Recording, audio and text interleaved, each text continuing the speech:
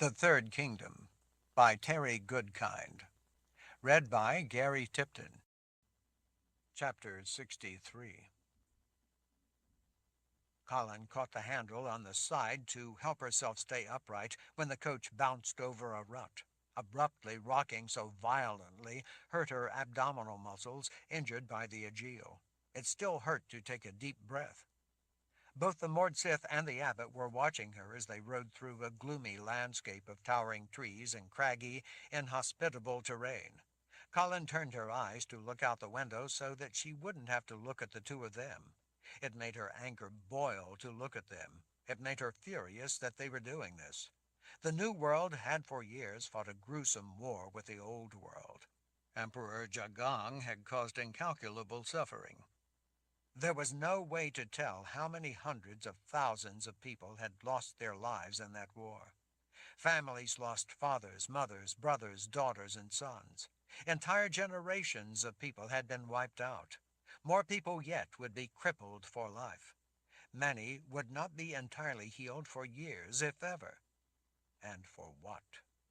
So that Emperor Jagang could rule the world. So that the imperial order could bring about their vision that everyone must live for the imperial order and their beliefs, live as subjects of those twisted ideas of the common good imposed by force. Like so many other rulers who preached a common good, they had been willing to kill everyone who didn't agree with their delusion of a better life. They had been willing to wipe out entire cities, the entire New World if need be, to have their way. The suffering they'd brought to the world had been staggering, all in the absurd notion of a better life for all. But Richard had led the New World to victory. Freedom had prevailed. The long ordeal, the suffering and sacrifice that sometimes seemed as if it would never end, was now over. The world was at peace. And now these people from some forsaken dark land wanted to throw the world into chains again, just as the imperial order had done? And for what? So that they could rule? It was insane. Colin clenched her jaw as she glared out the window. What was it like? Colin frowned back at the abbot sitting on the seat across from her. What? His self-satisfied smile seemed comfortably at home on his features as he watched her. He could see how angry she was, and he was enjoying it. He was enjoying that he had taken her prisoner, that the mother confessor, the Lord Roll's wife, the woman who had helped defeat the imperial order, was now nothing more than his chattel. I asked what it was like. Colin glared at him without answering. She turned her gaze out the window at the endless expanse of dark woods. The leaden overcast made all the trees look a greenish gray. The forest looked ancient, as if the world of man had not touched it. It was an uncharted wilderness, a primal, inhospitable wasteland, where death and decay was the way of life. The crooked limbs arching over the small road nearly closed them in, turning the poorly made road into a somber tunnel through hostile territory. They seemed to her to be like the great arms of monsters continually reaching for victims. It was as malicious-looking a woods as she had ever seen. A sudden, violent blow to her face sent Colin sprawling across the seat. She gasped from the pain and shock of the blow from the Mordsith's fist. Her world seemed to tilt as it spun. For a moment, Colin had trouble understanding where she was or what was happening. Her arms lay limp, one across her legs, the other hanging down over the front of the black leather seat. Colin groaned as the pain from the blow started to blossom. Her jaw throbbed. Her lips and nose tingled as if from 1,000 needles. Erica yanked Colin upright by her hair and then backhanded her across the other side of the face, finally shoving her back into her seat. As Colin sat, arms dangling limp at her sides, she felt warm blood running down her chin, dripping onto her pants. The abbot asked you a question, the Mordsith growled. You had better learn to respect your superiors. If you don't wish to do that, then I would be only too happy to ask the driver to stop the coach so that I can drag you out onto the road and teach you to show proper deference and obedience. She leaned forward again, grabbing Colin by the hair, pulled her forward, and put her face close. "Would you like that?"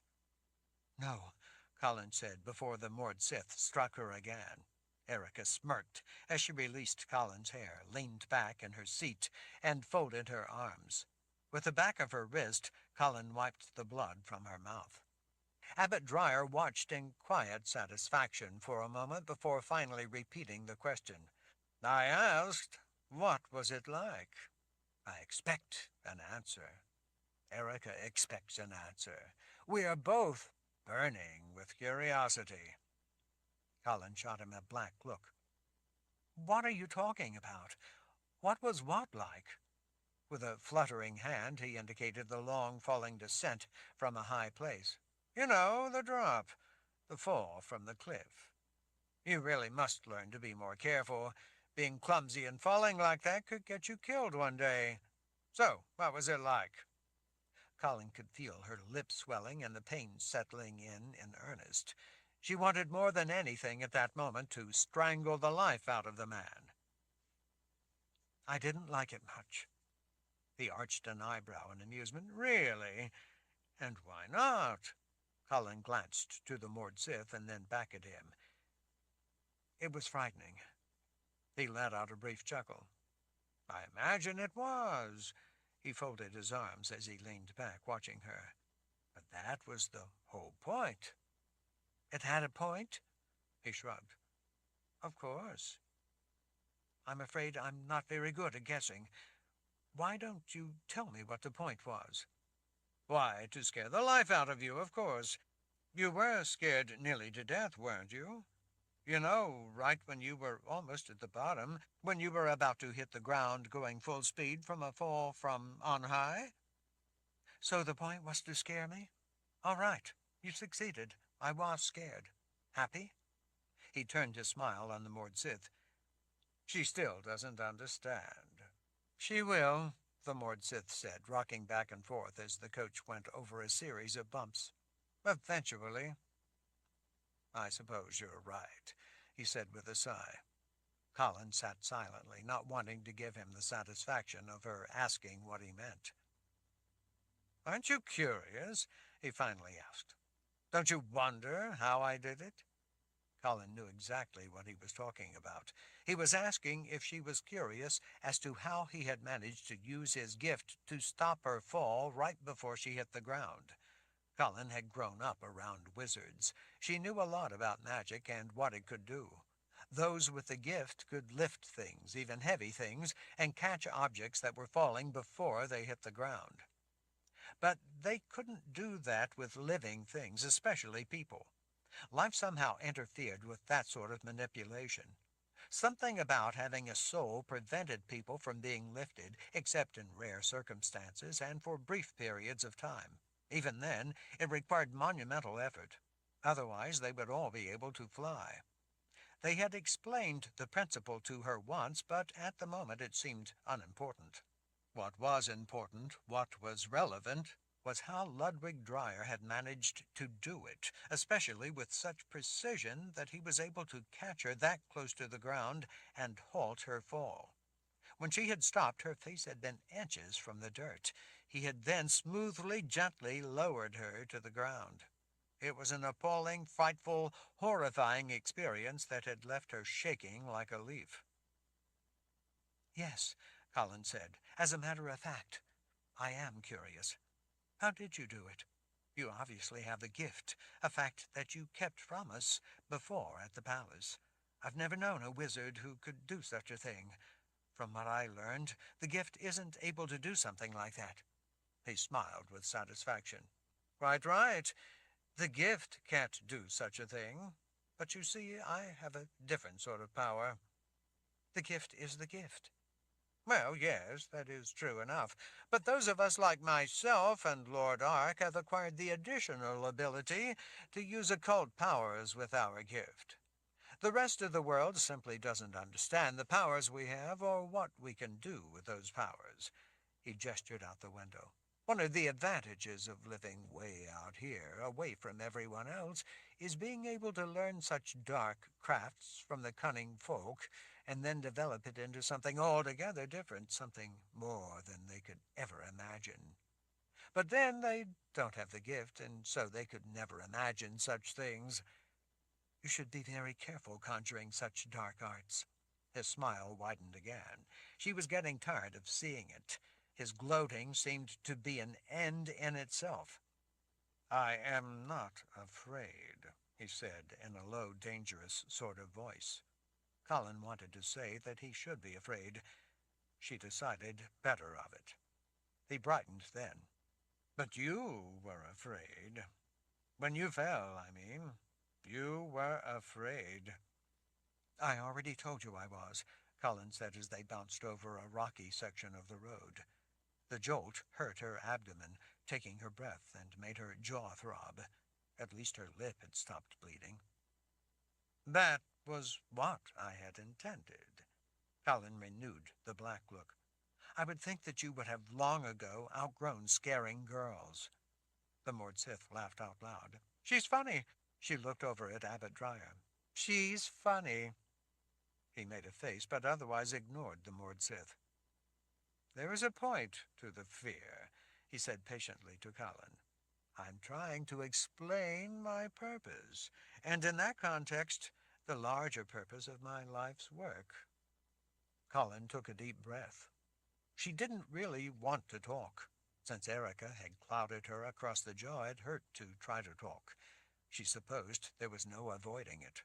Besides, she realized that she needed to know what the man was up to, what his life's work was all about, and what he was doing at the Abbey.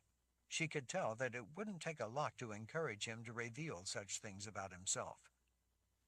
I'm sorry, Abbot, but falling from a cliff and being caught at the last possible instant before smacking the ground is all new to me. I'm afraid that if you have some purpose in doing it, that purpose is lost on me. He dispensed with the smile as he leaned in toward her. Right there at the end, right at that last instant before you knew with absolute certainty that you were about to die, did you have any revelations, any last thoughts, any memories of the meaning of your life? In rare near-death encounters, many people say that they experience in a single instant the entirety of their life, see it all. So I was wondering what your last thoughts were in that final instant before you knew that you were about to die. Cullen had to look away from his eyes. She stared out the window instead, watching the endless expanse of trees and limbs flash past the coach.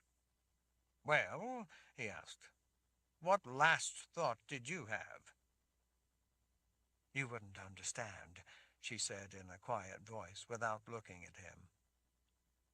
They rode in silence for a moment. In that case, he finally said, why don't you explain it to me?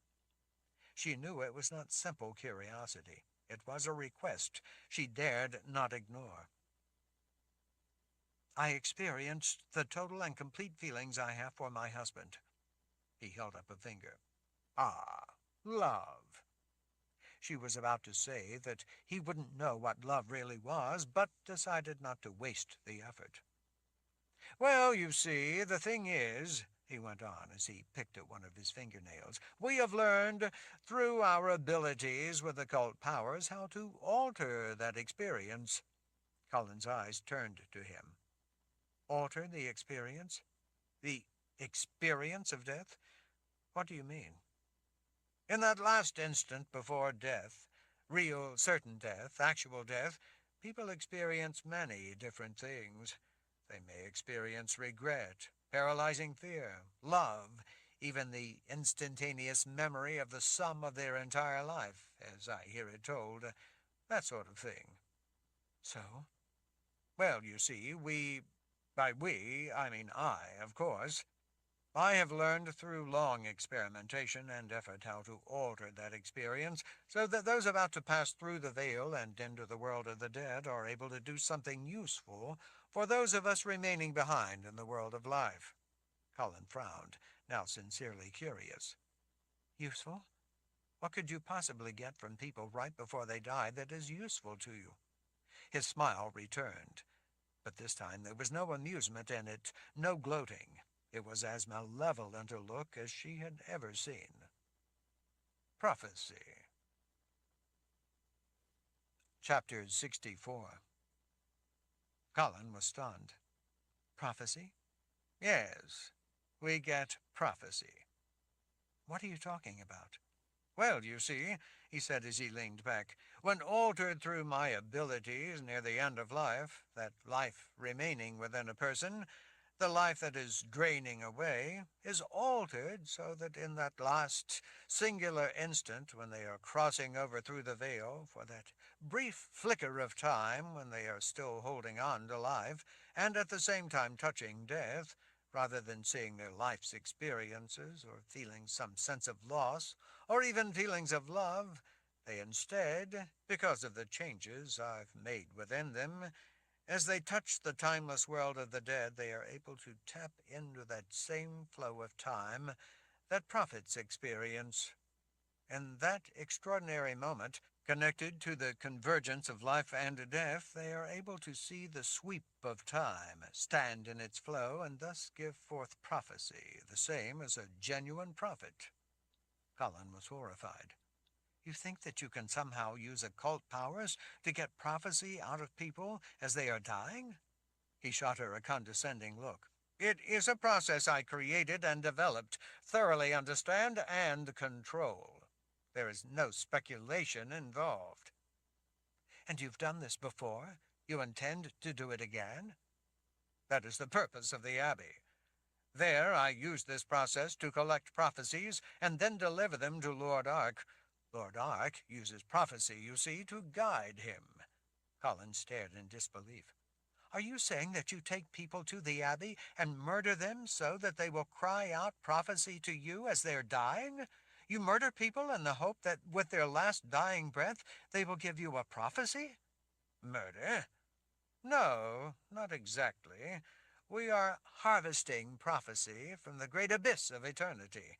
We are reaping what is there for those who know how to obtain it. Through murder.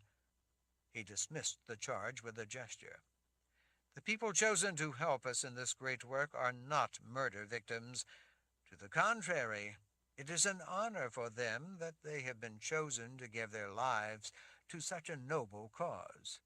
They may not be able to realize that right then, of course, but they are heroic people sacrificing their lives for the benefit of others. That's madness, Colin whispered. Madness? No, not at all, he said, prickling at the suggestion. The sacrifice of these few is all done for the greater good of the many. It is brilliant both in its conception and in its execution. Execution is the right word, Colin said. Execution plain and simple for your twisted cause. He gave her a testy look. You do the same thing. We do no such thing, and you know it. You who use prophecy. Those at the People's Palace use it. Those like your husband, who collect and hoard the life's work of prophets, who have tapped that great flow of time from beyond, as I am doing, only to keep that precious prophecy in secret libraries, so as to use it to control the lives of others rather than benefit those lives.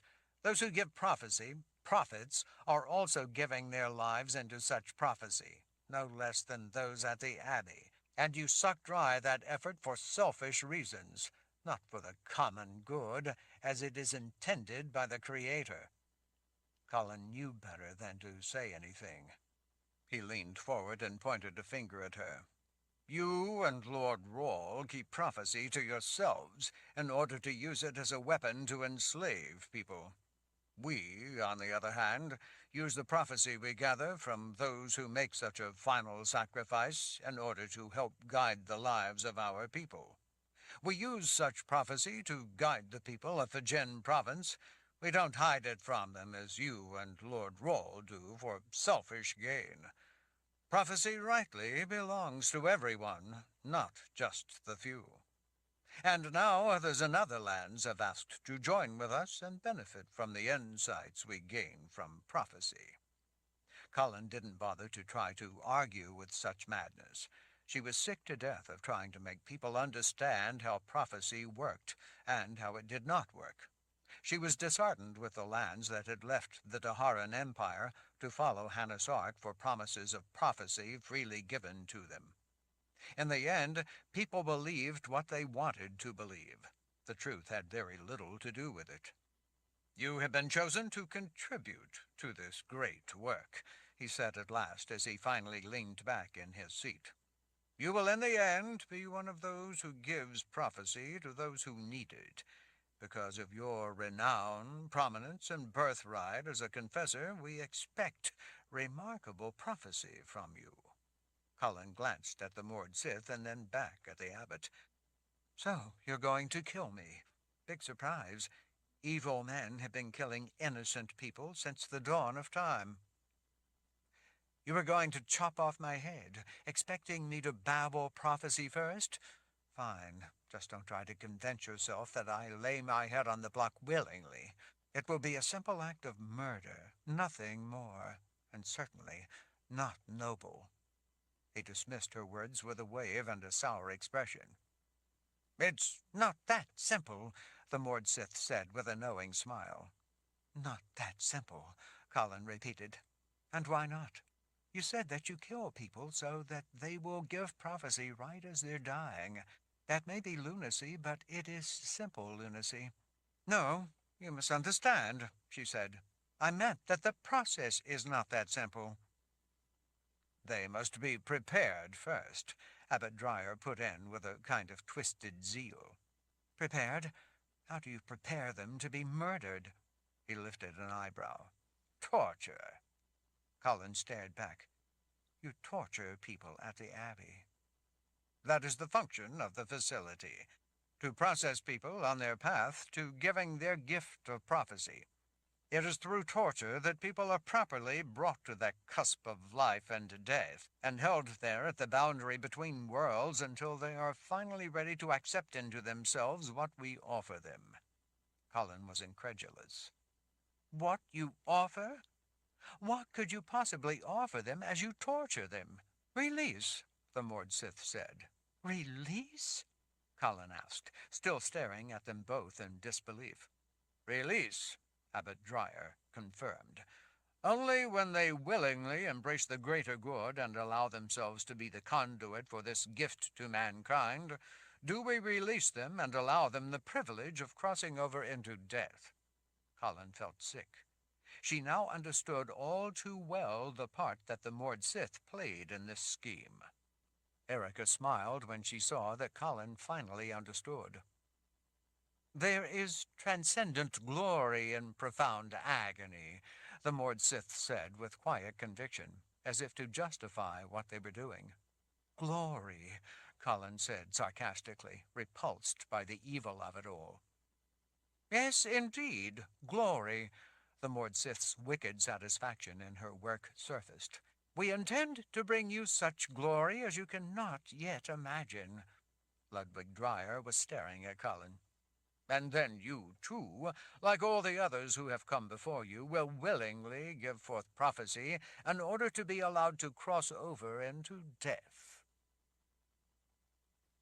Chapter 65. Richard sat on the stone floor of the cavern, his back leaned up against the wall, half dozing, weary from the inner sickness weighing him down. He looked up when he heard muffled voices. It was not Zed's voice, but voices outside of the barrier, out beyond his main prison entrance. Someone was saying something he couldn't quite make out. He saw movement on the other side of the undulating green veil, and then several figures came to a halt. It was not the kind of movement he was used to seeing from the writhing spirits inside the world of the dead who had been taunting him for days, promising him the peace of eternal nothingness, whispering for him to step through and join them in that eternal peace. These other figures were instead standing outside his green prison door.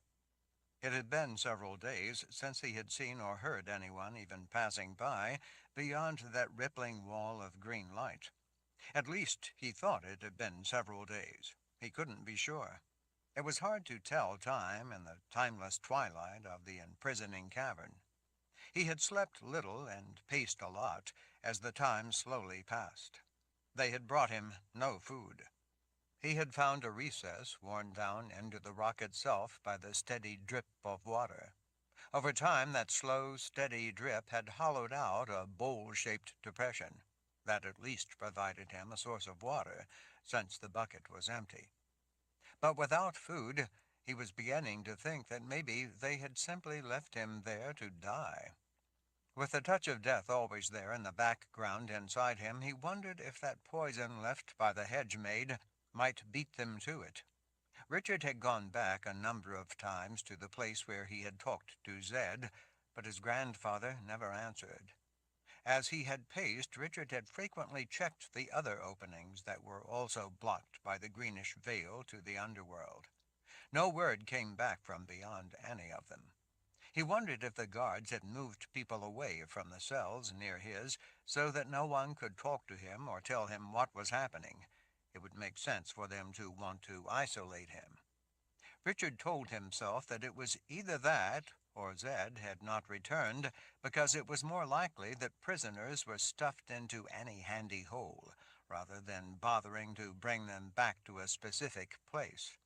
After all, the rock was honeycombed with caverns. He tried very hard to convince himself of that. He refused to allow himself to consider the possibility that after Richard had last spoken with him, they had again bled his grandfather and he had finally died. Richard reminded himself that Zed was stronger than he looked, and that he would hold on now that Richard was there. But what hope could there be just because Richard was now also a prisoner? He was more likely to die along with the rest of them. The greenish light abruptly dissipated, twisting as it dissolved like smoke spiraling up and vanishing. There were a number of shantuks standing outside in the maze of passageways, as well as a few of the walking dead standing farther back in dark openings, watching with glowing red eyes. The half-people stared as if trying to see his soul. The Mord Sith stood at the entrance. It was her shape he had seen beyond the veil. Richard stayed seated where he was. Down in the chamber where they had put him, there was no opening to the outside world, no daylight, so it was impossible for him to tell precisely how many days it had been since he had last seen anyone, or even if it was day or night. Since he had been left in his private prison, not even the Mord Sith had come to torment him, as Mord Sith were wont to do. While he felt weak from lack of food, in contrast, Vika looked well-rested and fresh. With Mord Sith, that was generally a bad sign. Richard, though, wasn't in the mood for any of their nonsense or games. His time was running out, and his patience was well past wearing thin. Vika stepped into his prison room in a commanding manner that brought back a lot of very unpleasant memories. He tried to remind himself not to impose past situations on this one. This was different. He was different. He had to think of what he faced now, not what he had faced in the past. The Mord Sith's single blonde braid looked clean and freshly made up. Her red leather was spotless and cut to stretch tightly over her muscular form. "It is time," she said in a silky, cool voice. "Time?" Richard, resting his forearms over his knees, didn't make a move to get up. "Time for what?" "Time for you to come with me," she said with a practiced lack of emotion. Richard sighed and stood up before she came to retrieve him. He brushed the stone grit off his hands. He mentally readied himself for the dance that was about to begin. He took a calming breath.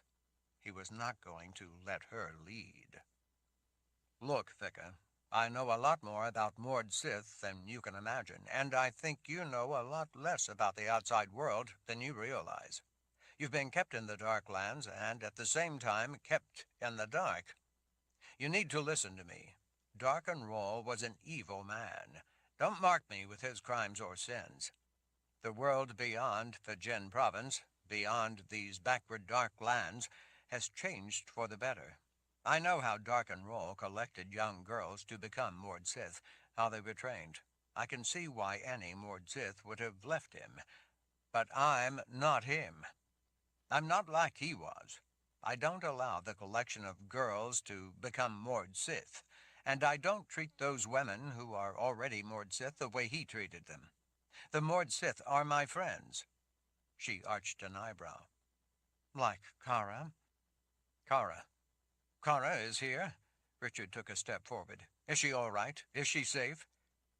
She is weak. From being bled? Vicar twitched a frown. No, she is weak from being your Mord Sith. She is weak because you are weak and allowed her to grow weak. Kara is a lot stronger than you could ever be because I allowed her to grow, Richard said through gritted teeth. She had the strength to grow into the person she wanted to be. You could never be as strong as she is. Please, Vicar scoffed with a roll of her eyes. Her Agil doesn't even work. She is nothing now. She smiled. That is how Lord Ark knew that your gift really had failed. The Agil of your Mord Sith do not work because your gift, your bond, has failed them. You have failed them. They are helpless now. You are helpless now. Richard had been wondering exactly how Hannah Sark had known about Richard's gift not working. It had been a simpler answer than he had considered. Did you talk to Kara? Did you try to learn anything about how things are now with... I talked. She listened. Richard didn't like what she was implying. You can choose to change, Vicar. Change? Like her? Become weak? I was at the People's Palace with Abbot Dryer. I was there right under your nose, unseen, helping him set things into motion. When I was there, I heard talk, and the abbot confirmed it. He said that Kara, a Mord Sith, had wed. I know, Richard said in a quiet voice. I'm the one who married them. Vicar, looking surprised, studied his face for a long moment. Why would she do such a thing? She is Mord Sith. She is also a woman, Vicar, just like you. She fell in love and wanted to share her life with the man she loved. Her frown returned. She looked sincerely puzzled. And you allowed this? Why would you marry them? Because I care about her, about all the Mord Sith. I wanted her to be happy. After what she had been through in her life, what all of you have been through, she deserved to have some happiness come into her life. The other Mord Sith wept with joy at her wedding. Richard tapped his own chest. I wept with joy for her. As Vicar studied him in silence for a time, he went on. She changed. By her own choice, changed to have the life she wanted. You too have the ability to use your head, to change. But the time for you to make that choice for your own life is shrinking. You still have the choice of setting things right and of helping me to set things right. That's the only way. Don't let the opportunity pass you by, Vicar. Once that chance slips away from you, it will be gone forever. She was incredulous. Chance for what? Chance not to be the property of an evil man. He is the Lord Ark, my master. You are your own master. You just don't know it. Her patience gone, her anger exploding to the surface, Vicar abruptly rammed her Agil toward his middle. Richard caught the weapon in his fist before she could push it into his abdomen. Vicar held one end, he the other, enduring the agony the way he had been taught in terrible lessons he thought he would never need. Now he needed those lessons. Now he was thankful for those lessons.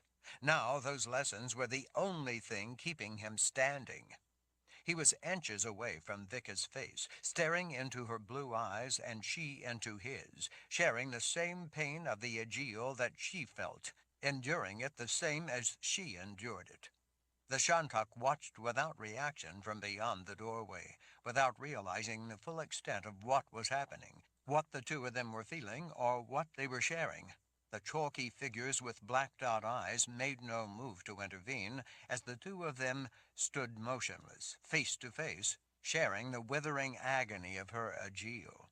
Looking into her eyes, Richard finally saw the shadow of fear. After he saw that specter of fear in her eyes, after enough time had passed to make sure she understood that he saw it and recognized it, he shoved her back while releasing the Aegeal. As she watched him, panting to get her breath, her smooth brow drew into an emotional frown.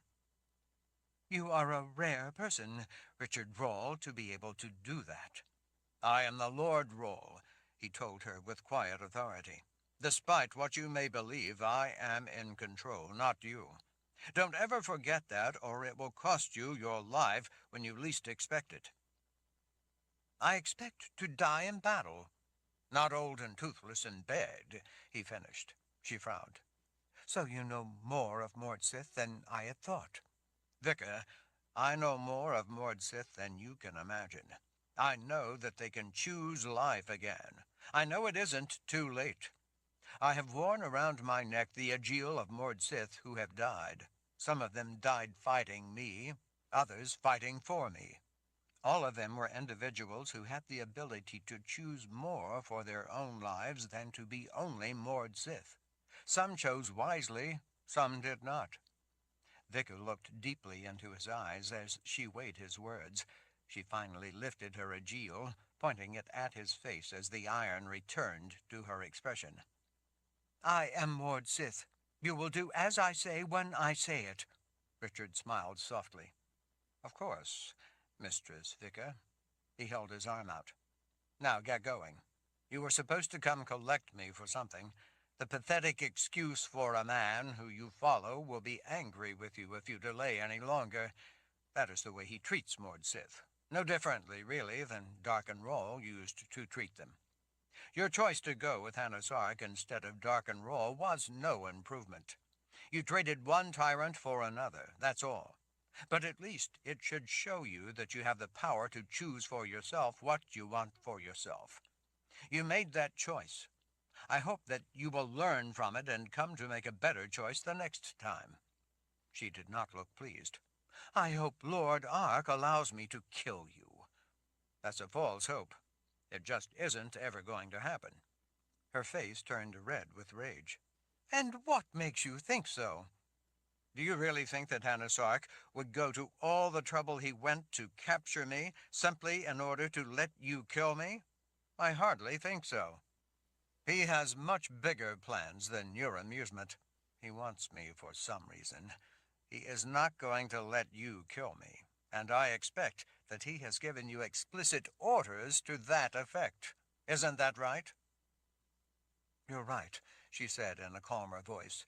"You do have a higher purpose than dying by my hand." She lifted her chin. "But that doesn't mean I won't enjoy your fate." "Fine. Just knock off the empty threats. Now let's get going." Richard started away when she didn't. He stepped aside to let her to take the lead as she cut in front of him. He had pushed her enough. If he pushed any more right then, it would only harden her. Richard knew that he could have killed the woman. He knew how to kill Mordsith. Most people didn't, but sadly, he did. He needed to get away and would have been willing to kill her to do so. But what ultimately prevented him from doing anything right then was the Shuntok crowding the corridors outside his dungeon chamber, all watching him, along with maybe a dozen corpses standing behind them. He knew that she was the only thing keeping him alive right then. If he'd taken her down, they would have flooded into the cell and eaten him alive. Chapter 66. Richard glared at the grim faces watching him follow Vicar out of his prison. The dark areas painted in around their eyes, with the chalky white ash smeared all over their shaved heads, made them look like skulls with empty eye sockets. From that inner darkness they stared out at him the way a predator watched passing prey. And, given the go-ahead, these predators would have ripped into him in a heartbeat. Richard thought he could see in their empty eyes that they missed some inner spark, some connection to the grace and therefore to humanity. They were alive, after all, but they were empty, living vessels lacking a soul. Even so, he had seen the kind of emotion the half-people could exhibit when attacking those who did have souls. Then they could be frenzied, mad, maniacal killers, obsessed with devouring human flesh. With an escort of what looked to be hundreds of Shantak following behind like hungry animals hoping for a meal, Vika led Richard through a maze of chambers and passageways honeycombed through the heavily cratered and pitted rock. Behind them, the silent, ever-present, awakened dead followed, lumbering stiffly along, ready to fight on command to stop any threat.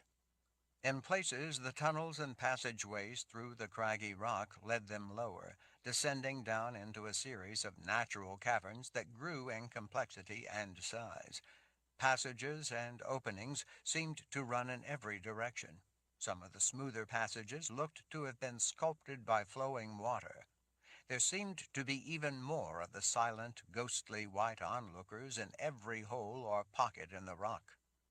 Passing under a low opening where they had to duck under a leaning slab of rock that had apparently fallen and lodged against the walls to either side, they at last entered a vast chamber that appeared to be their destination.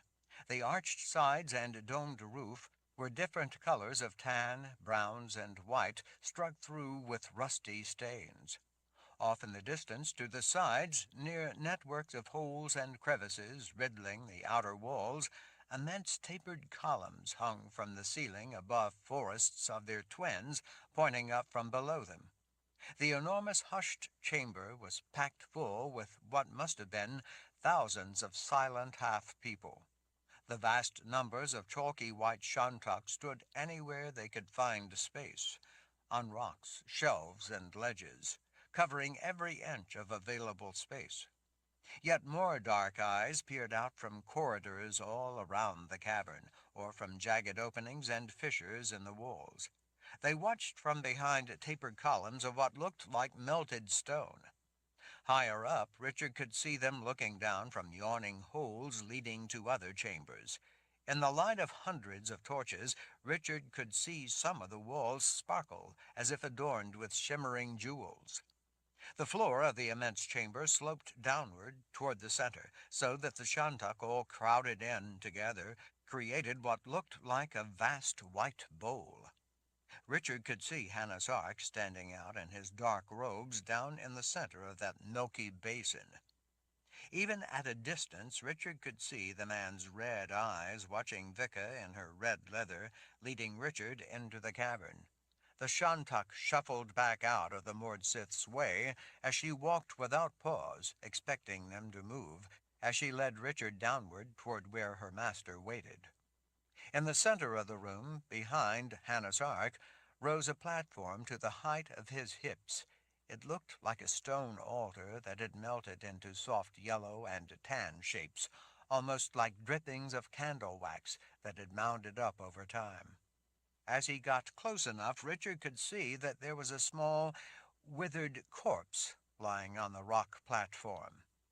Torches all around, popping and hissing, giving off pungent clouds of smoke, lit the desiccated cadaver. As he got closer, Richard saw that the body was mummified and looked ancient. Dark, hardened skin stretched over the nose and face, so that the bones of the skull created a clearly discernible skeletal topography beneath the leathery skin. The carcass looked like it had ossified over millennia. It was hard to tell from the shrunken husk what the once living person had actually looked like. Richard could see traces of whitish residue on the leathery skin.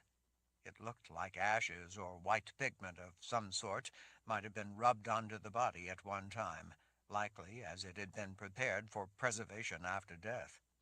Thin lips had pulled back from the teeth, giving the skull a grin. The sunken eye sockets showed indications that dark oils had once been rubbed around the eyes, so that now the sunken sockets were even darker than they otherwise might have been. The shantak, with their ash-rubbed bodies, dark-circled eyes, and painted-on toothy grins, looked like they were paying ghastly homage by trying to mimic the look of the shriveled corpse. As Richard got closer, he could see that the body was partially wrapped in what looked to have once been an elaborate ceremonial costume, and was now little more than darkly discolored remnants of cloth decorated with gold and silver medallions, strung together with precious stones. The robes lay open from the neck to the waist, exposing a skeletal rib cage. Taking a better look, Richard realized that the dark stains on the robes were from dried blood, relatively fresh blood. When he glanced down, he saw that blood also covered the floor all around the platform in the center of the cavern. It looked like something had been butchered. "Welcome to the momentous ceremony," Hanasark said. When Richard didn't answer, Hanasark lifted a tattooed hand around at the crowd watching. "These people have long awaited the arrival of Fjör Grissa Ostdrauka, for prophecy has promised that he will be the one to resurrect their king." At the mention of the king, all the Shantak in the enormous chamber went to their knees. The rustling sound of them all kneeling in concert echoed around the room, dying out slowly in a hushed whisper of knees against stone. "And what are you doing here in their land?" Richard asked. "With my help, the ancient gates that for so long held them captive in this place have at long last been broken open, finally enabling them to bring in the living, those with souls, to help in returning life to their beloved king, the king of the Third Kingdom, who will become the king of the world, of life and death, united in one purpose." "In other words," Richard said, "they are trying to use the blood of living people with souls to bring life back to a corpse, and it isn't working the way they had hoped." Hanasark smiled in a way that distorted the tattooed symbols on his face. "Not a very generous way to put it, but essentially correct. In their ignorance, they believed that the blood of those with souls, strong soldiers, for example, would again give strength to their king, and that the blood of the gifted would give him back his powers in the world of life. In their simplistic grasp of ancient lore, they thought that if they drenched their king in the warm blood of people with souls, then it would bring warmth and life to him." "That's it?" Richard thought there had to be more to it. "You're saying they believed that by simply pouring blood over a corpse, it would come back to life?"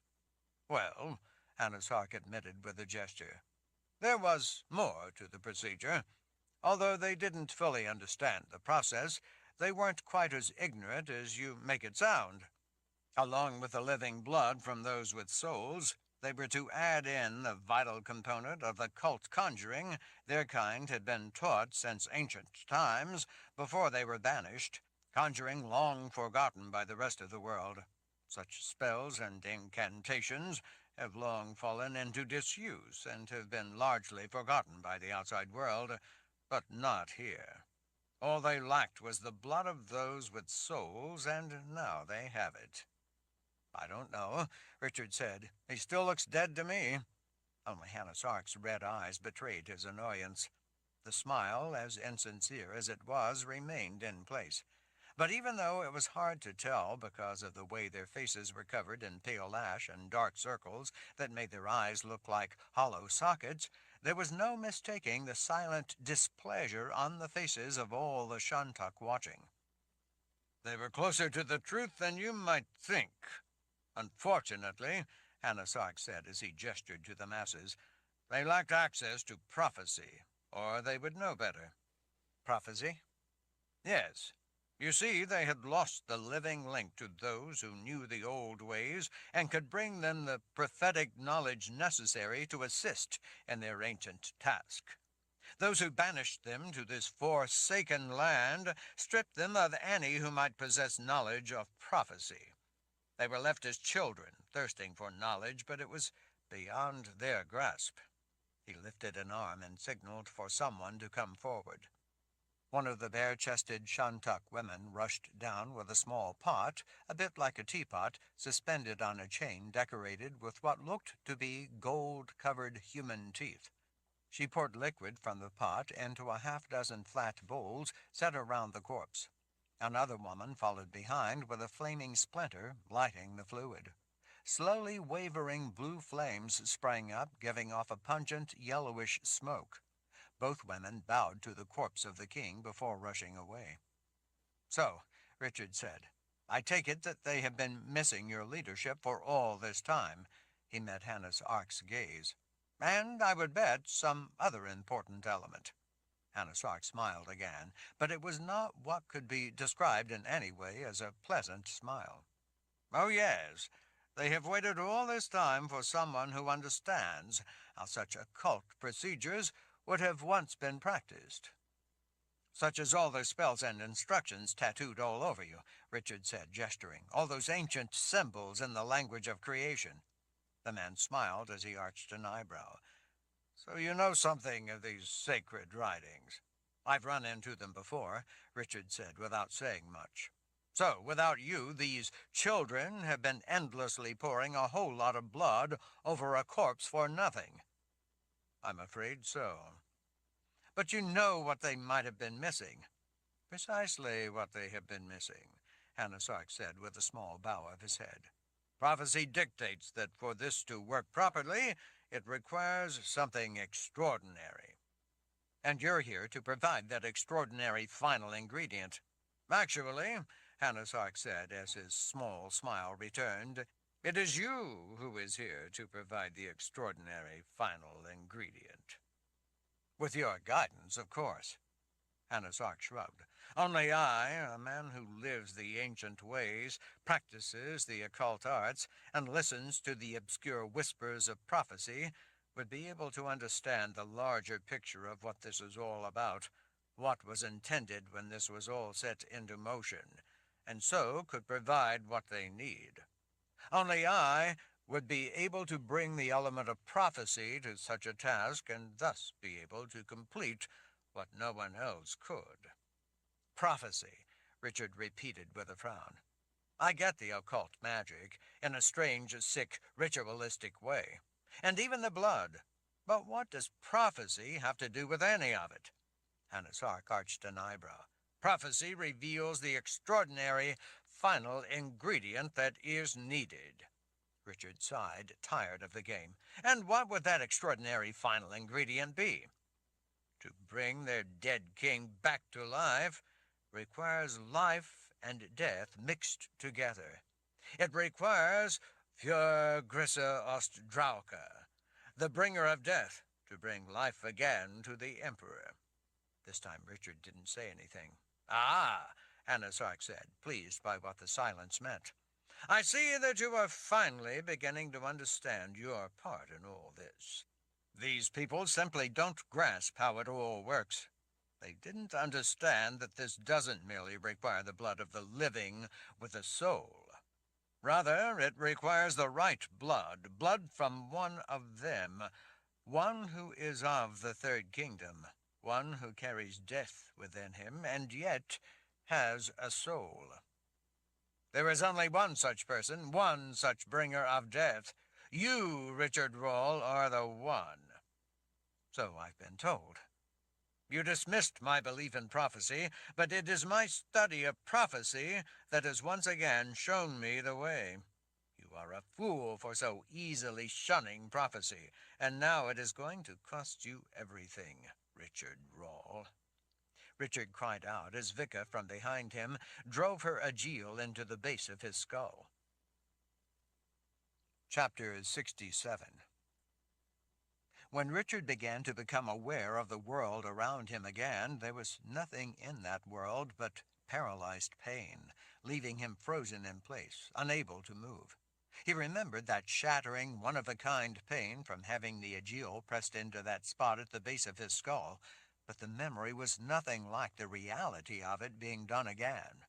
He realized that he was down on his hands and knees, trembling with the shock of what Vicka had done to him. His screams still echoed around the otherwise silent cavern. His tears from that all-consuming pain dripped onto the bloody floor beneath him. As the echo of his scream died out, the Shantak all let out an otherworldly howling that in some odd way felt in tune with the unbearable ringing in his head. It made the air drone and vibrate. He felt that old, familiar, icy sense of helplessness and despair, the feeling that he had been traveling a very long road, and this was all there was when he reached the end of it. Despite all those around him, for Richard at that moment, there was only the overpowering pain that gave him the sense of being entirely alone in the world, in his own private realm where there was nothing but the wasteland of suffering. Once again he remembered that old longing for death, for that release that would make the pain finally stop. He fought those feelings of hopelessness, fought the urge to surrender, to give in to it all, the haunting desire to accept death. It felt like that desire had always been there inside him, out of sight, waiting to come out. Death would at last bring peace, but only for his private suffering. He held on to the lifeline that it would not do anything to help anyone else or to end their suffering. But his death would deny these half-people what they wanted: blood of a living man with a soul to bring back the one who had been so long dead. Richard realized that he was trying to find an excuse to give in to death. Yet in that way, his death really would protect everyone else, so he wondered if it would be right to give in. Nadja's warning, though, had told him that only he could end the madness of what Emperor Sulachan had started, but only by ending prophecy. If he gave in to death, he would not have the chance to do that, and then, eventually, there would be no hope for anyone. He was the one. He was the only one to end the coming terror of the awakened dead and the half-people, of the boundary between life and death ripped aside to let death loose in the world of life. At the same time, he was also the one to bring back their king and free those monsters upon the world. He was both, he realized. He was life and death together. He was savior and destroyer together. That, too, had been the warning that Magda Siris had left for him. Richard watched tears of pain drip down onto the floor of the cave, covered with the blood of so many people. Zed's blood, probably Niki's and Kara's, and those soldiers who had protected him so many times. Those people had come to help him. They had been willing to lay down their lives for him if they had to. In the past, many like them had. For all those people and more, he couldn't allow himself to be weak. For them, if not for himself, he had to be strong and endure whatever they did to him, so that once beyond the ordeal, he could find a way to help save everyone from what was descending on the world of life. It was up to him to protect their lives in return. They had been the steel against steel. He now had to be the magic against magic, even if he couldn't use his gift. As the ringing in his head subsided, he began to hear the shantuk all around, beginning to chant softly in some language Richard didn't recognize. The haunting sound echoed around the vast chamber, almost making the whole place hum. In a perverse way, it reminded him of the ancient devotion to the Lord Rawl. It was probably something like that, he guessed, some chant of dedication to their long-dead king. As the half-people chanted softly, Hanasark worked over the body of the dead man. He spoke in the same dead language, conjuring things Richard couldn't imagine. Some of the shantuk brought bowls of oily potions forward. From time to time, Hanasark dipped a tattooed finger in them and used it to draw symbols on the dead man. As Richard watched as he recovered, Hanasark next drew emblems on the forehead of the corpse. The greasy lines of the design began to glow a dull yellowish orange, as if lit from within.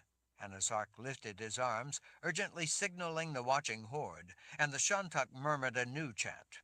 As the sound of it built, he bent back over the body. Richard then saw the most remarkable sight, a sight both so terrifying and spellbinding at the same time that he could not look away. Hanasark's tattoos began to glow. As he spoke the words of the dead language, the lines composing different symbols on his body brightened to the same luminous yellow-orange color as the symbol aglow on the forehead of the dead king. First one, then another tattoo brightened for a brief moment, only to fade as another began to illuminate from within in a continually rolling, ever-changing series. Hannah's Ark turned to those watching and lifted a hand as he shouted a series of words Richard didn't recognize. The coordinated shouts of sacred words in answer to each prompt from the man in the center rumbled through the chamber like thunder. As Hannah's Ark worked, laying down symbols in glowing lines on the body, while symbols on his own flesh glowed in sequence, as if in response to the symbols he drew, the Shantak began a new chant, a steady beat repeated over and over. Each beat seemed to ignite a different symbol. As the drone of it went on, the sound gradually built until even Richard felt caught up in its power, its perverse majesty. The symbols all over Hannah's Ark glowed in rhythm with the chanting, first one, then another, each brightening in sequence, then dimming as another took its place, one at a time in rapid succession, as if different symbols meaning different things were responding in turn to the murmur of the chant. Richard had never imagined a conjuring so complex, or one that involved so many others. At last, the tattooed man turned to the moored Sith with a grim look that she had been anticipating. "Get up," Vicka commanded from behind Richard. Her voice, more than anything else, seemed less than real and more like a memory from the darkest times of his life. Richard didn't move. He wasn't sure he could. She leaned down and growled in his ear, "I said, get up." He could only nod weakly as he struggled to get his feet under himself. He felt her hand under his arm, helping to lift him and get him upright. With Vicka's help, he walked the rest of the distance to the corpse lying on the stone table. Hannah's Ark turned with a flourish of his black robes, like some frightening apparition from another world, his red eyes fixed on Richard with fiery intensity. Vicka pressed her aegil to the back of Richard's head, immobilizing him in place. His vision blurred and twisted. He opened his mouth to cry out, but he couldn't make the sound. Vicka pushed his arm forward. Hannah's Ark seized Richard's wrist and pulled it close over the withered corpse. Richard was helpless to do anything about it. He watched, as if from a different world. Hannah's Ark pulled out a stone knife, its blade as black as the darkest depths of the underworld. He slashed the blade across Richard's forearm. Richard didn't feel pain from the cut. The pain of the aegil overrode anything else. Anything physical, anyway. It didn't override the sudden ripping agony inside. It felt as if the knife had cut into that place of death within him, bleeding that along with his life's blood and his soul. Blood gushed from the gash in Richard's arm and out over the body of the king. Rivulets of it ran down the depressions between each rib. Hannah's Ark pulled Richard's arm farther forward, holding it over the desiccated mouth of the king. When he seemed satisfied with the amount of blood splashed across the carcass of the king, Hannah's Ark shoved Richard back out of the way. Richard saw his blood soaking the robes and dried flesh of the dead man. Bright red runnels ran down the rounded sides of the platform to join the darker blood all over the floor. After Hannah's Ark had shoved him aside, Vicka pulled Richard back out of the way. He was too weak to resist. There was no point in trying. They were going to do what they were going to do, and there was nothing Richard could do about it right then. Richard went to his knees, too weary to stand. Hannah's Ark's attention, along with all the Shantak, was on the body laid out on the platform. He was too absorbed in what he was doing to care about Richard. Vicka leaned over and put her mouth close to his ear. "Put your other hand over it." Richard heard her talking, but didn't really know what she meant. The lingering pain from the aegil, even though long since withdrawn, was still scrambling his thoughts. She grasped his left hand and placed it over the bleeding gash on his right arm. "Press," she said in a low, confidential voice. "Press your hand there and hold it tight." Richard nodded. "Thank you." He wasn't sure what he was thanking her for. It just seemed the right thing to do. Richard saw that the king's whole body was beginning to glow, as if the symbols had lit something from within and there were a ghost now emerging from the dead husk of his body. Chapter 68. Vicka helped lift Richard to his feet. He felt dizzy and faint, likely from loss of blood. As the effects of the contact of the Aegeo to the back of his head gradually faded, he began feeling slightly more stable on his feet. Still, she had to help balance him to make sure he wasn't going to fall over before he fully recovered. It was the sickness inside, the pain of the poison from death's touch, more than the touch of the Aegeo, that threatened to overwhelm him. He remembered Samantha telling him that he was going to get worse. He felt himself getting worse. What Vicka, and especially Hanasark, had done with that wicked-looking blade had made him suddenly worse, had weakened him, and made him more susceptible to the sickness deep inside him. The weapon Hanasark had used had been a sinister-looking thing, unlike any knife Richard had ever seen before. It had a bone handle of some sort, no doubt a human bone, and a blade made of the blackest of glassy stone, affixed to that handle with thin strips of leather that also looked suspiciously like it had been made from human skin. The flaked edge of the blade had been so razor-sharp that Richard hadn't really felt it cutting him. It had that in common with the Sword of Truth. The painted heads of the half-people bobbed up and down as they shouted in unison with grim exultation at what was happening. The entire chamber reverberated with the chanting. They were at last fulfilling their purpose. This was what they had been trying to accomplish for thousands of years, and Richard had been the one to help them accomplish their purpose. He glanced down at the grace on the ring he wore, and remembered again the warning from Magda Cirrus that he could be the one to end the world of life. He feared that he very well might have done just that. "What was that knife?" he asked Vicka in a flat, hoarse voice. "The one he used to cut you with?" Richard nodded, not wanting to have to summon his voice again if he could help it.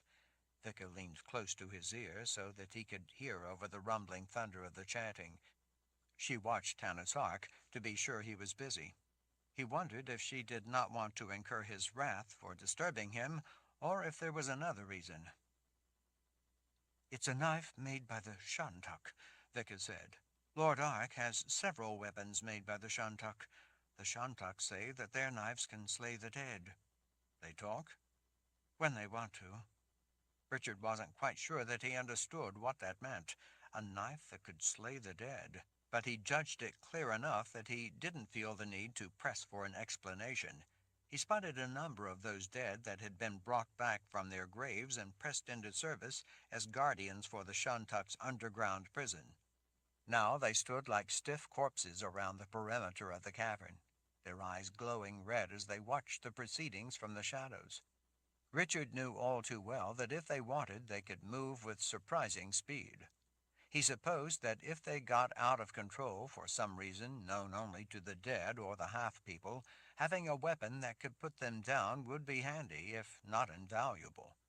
Richard had fought the awakened dead. They were not easy to defeat.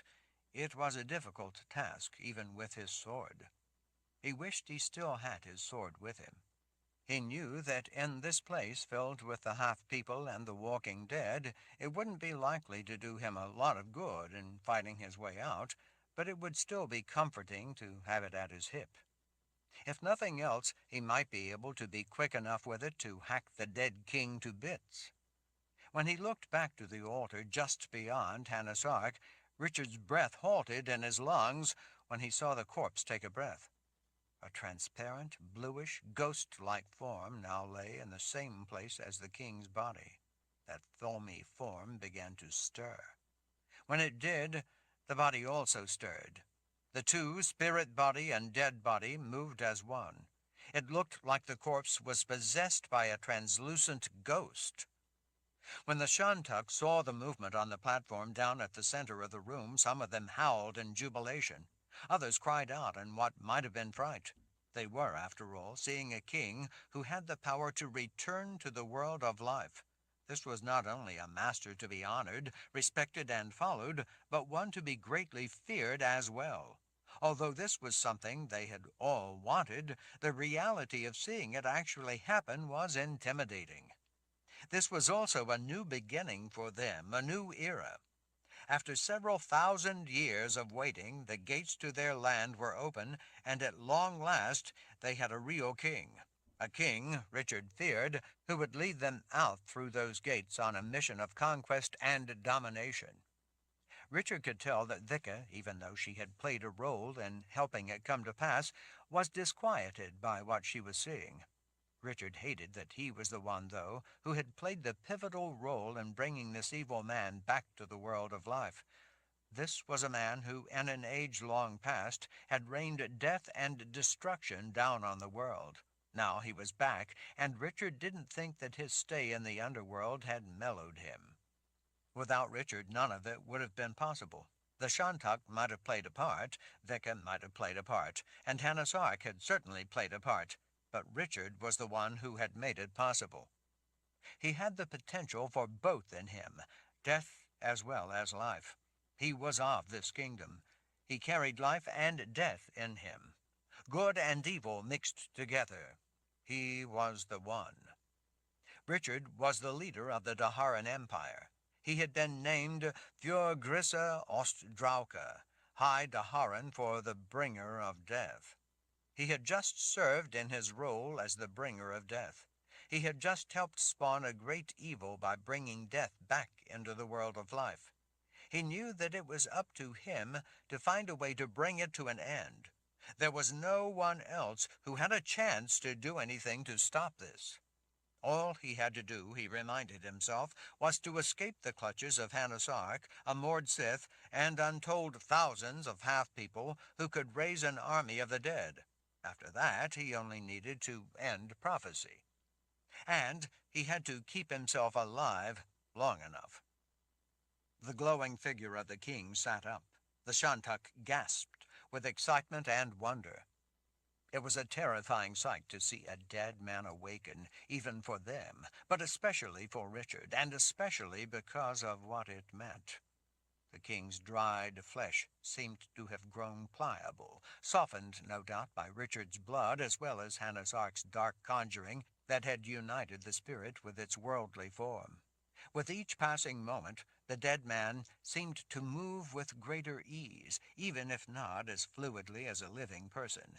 It was almost as if the transparent presence, the glowing spirit, was in part what animated the corpse. Richard wondered if what he was really seeing was the spirit of the dead king directing events from the underworld, directing events in the world of life. The bluish glow of the spirit actually looked more alive than the corpse. The face of the spirit existed in the same place as that of the corpse, so that the bluish glow of its features actually filled in the missing places in the shriveled remains, giving it a fuller nose, lips, and eyes. The new eyes saw. They looked about. They reacted. The revived lips smiled with malice at the world around him, a world to which he had once belonged. Hannah Sark stepped back out of the way as the Spirit King swung his feet down over the side of the platform. He sat for a moment as he gazed out at the adoration of the Shantuk, all of them in unison now thrusting fists into the air as they chanted as one. Sula Chan! Sula Chan! Sula Chan! As Richard had suspected, the dead king of the half-people was Emperor Sula Chan from the Old World, and the Old War his spirit now brought back to the world of life. Richard wanted to die and get it over with. Chapter 69. The way the Spirit King held his blood-soaked robes to his chest with his left arm and loosely clenched fist gave him a kingly pose. He looked around the chamber with a measured, regal grace, taking in the veneration of the masses watching his triumphant return to the world of the living. As the Shantuk went crazy chanting his name, the dead Sula Chan finally began to smile in approval. The fluid gaze of the king of the half-people, once emperor of all the old world, swept over the masses, filling the cavern. His glowing eyes finally settled on Richard, his benefactor of blood. Richard glared back. He would have given anything for his sword at that moment. The awakened king dragged a finger through some of the still wet blood, Richard's blood, running down his bony chest.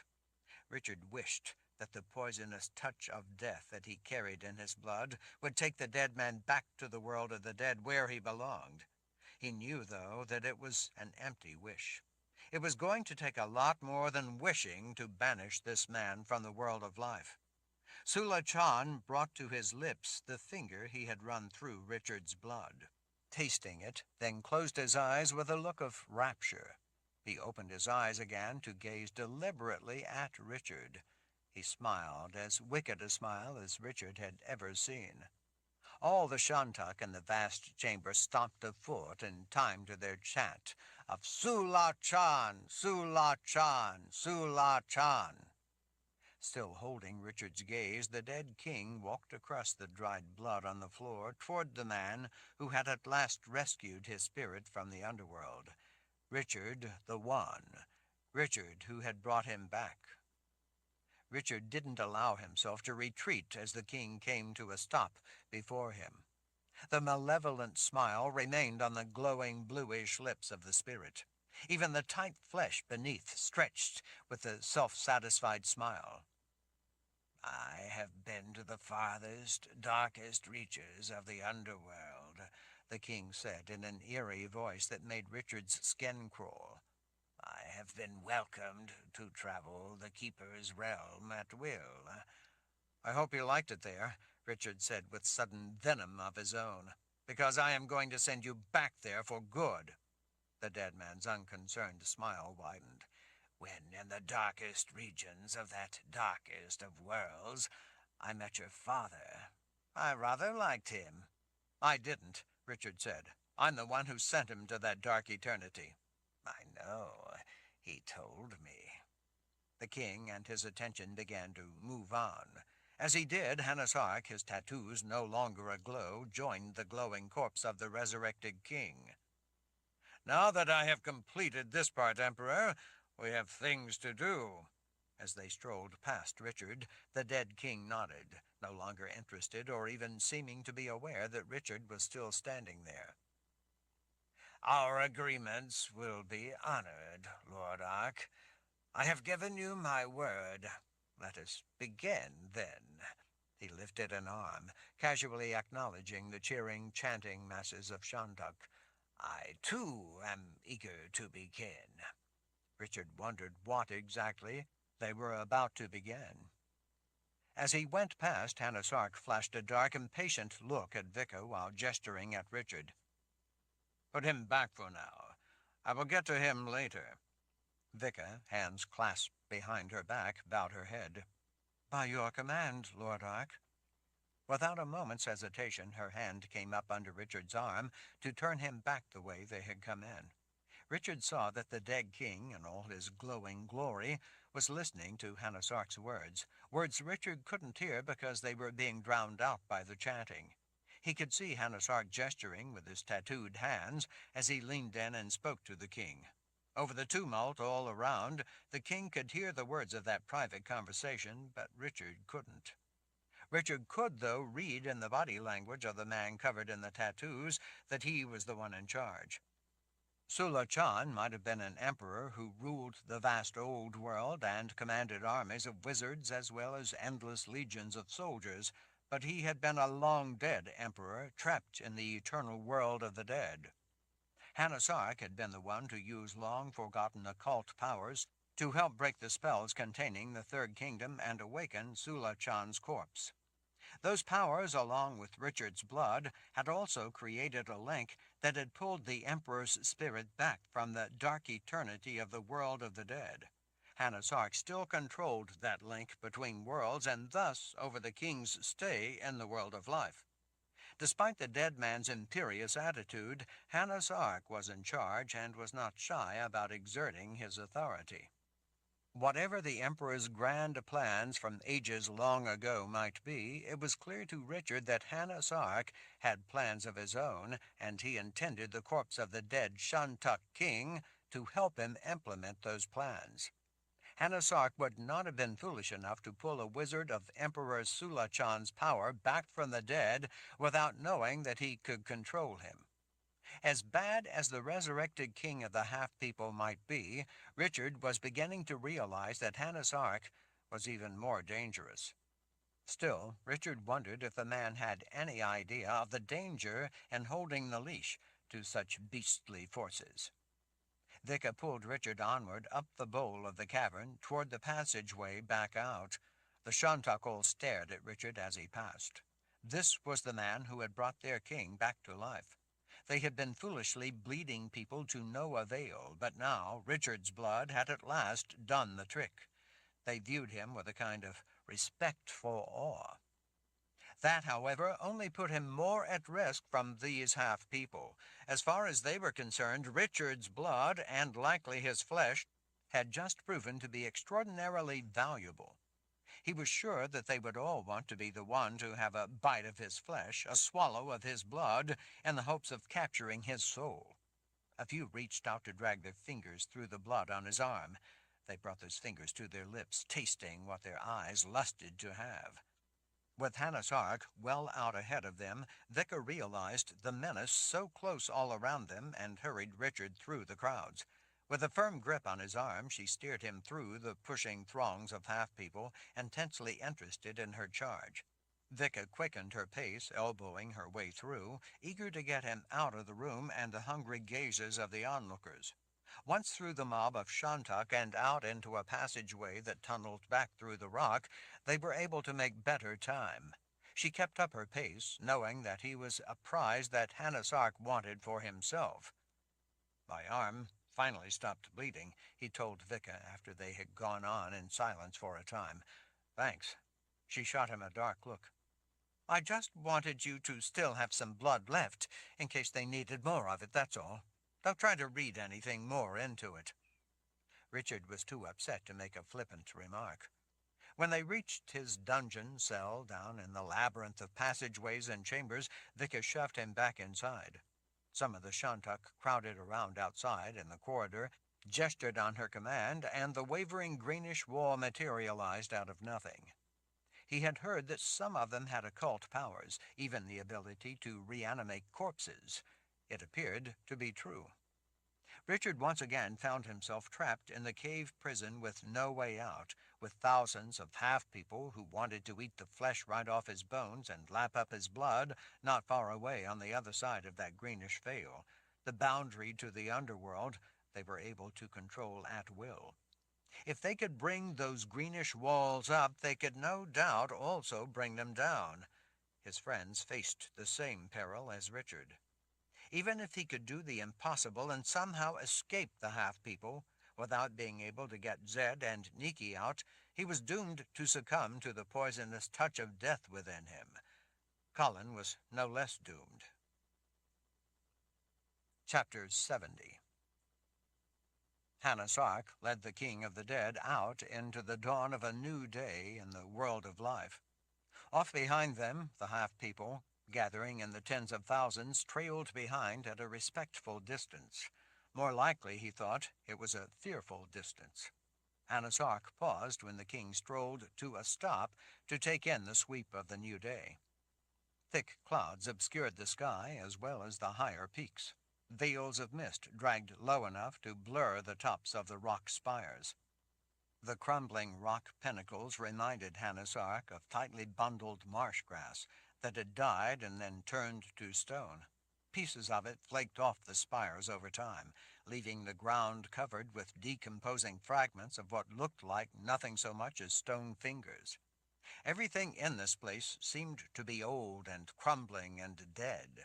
The sparse shrubs and stunted trees that clung to life in crags and sheltered areas looked only half alive. It truly was a place where life and death coexisted. It has been a long time since I have been in this world, the Spirit King said in a voice that seemed to come from both worlds at once. It is good to be back. At long last, after all I have accomplished in the underworld, it is time at last to bring this realm under control. Anasark watched the newly united spirit and man look out over the dreary world of life. They had accomplished all that needed accomplishing in this forsaken place. Vika had arranged for their departure and seen to it that the Shantuk had gathered the supplies they would need for the journey. Everything was ready. "I want to be on our way immediately," Anasark said. "And you plan on bringing the man whose blood you used?" the king asked as he feasted on the side of the rock wasteland as if viewing a colorful field of wildflowers. "Richard Rawle," Anasark smiled to himself. "Of course. He needs to be made to feel the pain and anguish of losing his power and authority, suffer the humiliation of his fall from the leader of an empire to a nobody." "I see," the king said without looking over. "So, you plan to assume the burden and risk of dragging him along just to humiliate him?" Anasark frowned over at the glowing spirit. "That is the idea. I have been planning my revenge on the House of Rawle for nearly my entire life, and at last ready to take the rule of the Daharan Empire. He will see it come to pass." The glowing figure smiled in the way an elder would smile. Hanasark didn't particularly like the smile, but he waited for the king to have his say. "I have had experience with such matters, and I can tell you that such men as those who come to rule empires do not feel humiliation at losing rule.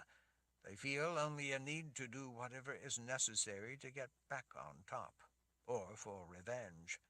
After all, do you feel humbled at all your family lost? I think not. I expect you to feel only a need for revenge. Am I right?"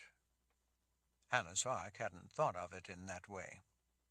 "Well, yes, but I want him to suffer his fall from power." The spirit shrugged.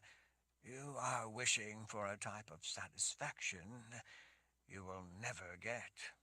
Powerful people who lose power do not feel anguish and heartache like a jilted lover." Hanasark's brow drew tighter. "What is your point?" The Spirit King turned to face him. "You brought me back from the world of the dead to my unfinished business in the world of life, and in return, I am committed to helping you to rule this world. That is what I am doing." "By asking me to abandon my revenge against Lord Rawle?" The spirit of Sulachan smiled again. "Do you know why I am standing here today, Lord Ark?" Hanasark was pleased to hear Sulachan refer to him that way, even if he wasn't pleased to be questioned. "As you just said, because I used my talents to bring you back." If Hanasark wished it, he could also send the spirit of Sulachan back to that eternal world. But for now, if his plan was to succeed, he needed what only Sulachan could provide. Besides, the arrangement was well worth it, and Hanasark felt he was getting the best of it by far. The spirit smiled. "Yes, but you only brought me back because you needed me, and you needed me because I long ago made myself invaluable to the right person. I could afford to wait. I had all eternity to wait. You were the first one to come along who was wise enough to see the potential if we joined our talents and our goals. Part of my value is my vast experience. That experience in rule can help you in achieving your goal." Hanasark frowned, not appreciating being treated as if he were an inexperienced subordinate partner. As far as he was concerned, it was Sulachan who was the subordinate in their arrangement. He had, after all, returned to the world of life only as a result of Hanasark's power and ability. He might have all eternity to wait, but he had been stuck in the underworld for thousands of years and would be forever unless and until Hanasark brought him back out. If he was so smart, he would have been able to return to the world of life by himself. "In what way does your experience benefit me with Richard Rawle?" "Greatness demands the kind of dedication to purpose that I have shown that has brought me to stand in the world of life again today. I let nothing distract me from my goal." You, as well, have shown great dedication to the purpose of rule. But for those who would be great, there is no room for distracting fixations. Such distractions drain away your energy of purpose. That is why I asked what is most important to you, dragging this man along with us or ruling the world. Hanazark's mood was getting as dark as the overcast. There is no reason why I can't do both. You would be ruling one man when you should be properly devoted to the effort of ruling all men. You're saying that Richard Rawle is a distraction that could keep me from succeeding? The spirit shrugged. The world is full of distractions. It is the task of a great ruler to keep them to a minimum. Distractions drain time and energy from your primary goal. Hanazark glanced back at the milky half people, killers all, spread silently out across the landscape behind them. He turned back to the spirit, watching him. Since the day my parents were killed at the orders of a Rawle, I have been planning my revenge, so that I— And why do you suppose that the House of Rawle killed your parents, your father, the ruler of little, insignificant, far-off the Jin province? Hanazark paused a moment, feeling the sparkle of mist against the tattoos on his face as he let his anger cool a bit. To eliminate the possibility that he might rise up and challenge for rule. The spirit smiled.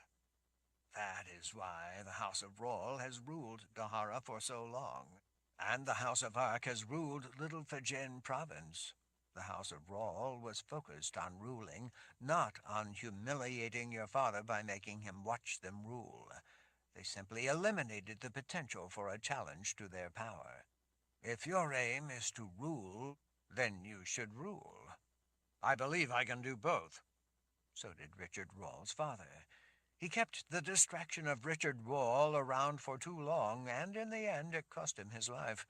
A number of men like him have failed because they were stopped by someone who would never have been a problem had they been killed in the first place.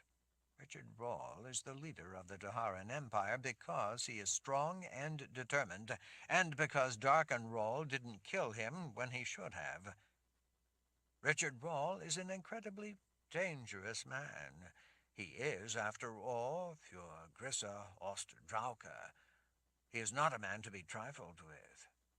If you think too much of yourself, if you think you can control him every moment, if you think that your power is strong enough to best him and keep him down, then you underestimate him. You underestimate him at your peril. You may have him captive at the moment, but every moment he is alive, he will be thinking of how to kill you. He did not get to be Lord Rawle, the leader of the Daharan Empire, the man who defeated Emperor Jagong and the might of the Old World, without being very good at what he does. And what he does well is to take down those who try to subjugate him. Right now you are making yourself his target, his primary goal, and I can assure you he will not be distracted from that goal by anything. If he is dead, then you don't have to worry about any of that, and you can go on to rule the world. Hanazark's mouth twisted. I hate to admit it, but you may have a point. The man has proven how determined he is. The Spirit King turned back to look Hanazark in the eye. Rule is the revenge, Lord Ark. Kill your enemy now while you have the chance, and then you can go on to rule. Ruling will be your vengeance. As your return to this world is yours? Sula-chan smiled a dark, vindictive smile.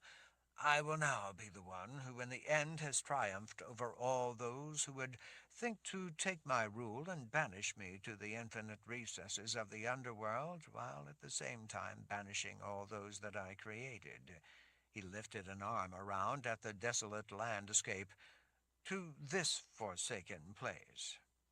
In the end, they could not contain any of us with barriers or even death itself. Now we will each have our way and our revenge. Being from tiny Fijian province, Hanazark had no means to raise an army to fulfill his ambitions of conquest. He commanded small numbers, really, and he would need vast might to take his objective, the people's palace, and rule from the House of Rawl's traditional seat of power. To take that objective, he was going to need an army. And now, through Sulachan, he had what he needed.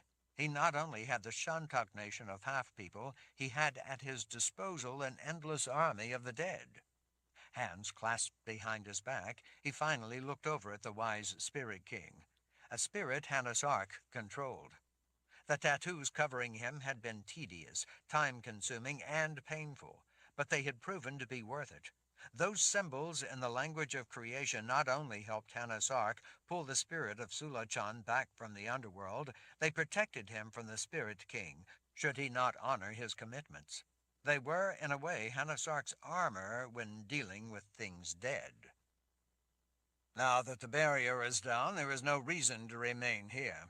I don't want to waste any time. We need to be on our way. The Spirit King bowed his head. By your command, Lord Ark. He glanced back at the vast army of half-people. We all stand ready and march on your order. First I kill Richard Rawle, and then we march. A cunning smile overcame Sulachan's spirit face. We should allow some of the Shantak to feast on the captives. Let your enemy Richard Rawle be among those eaten.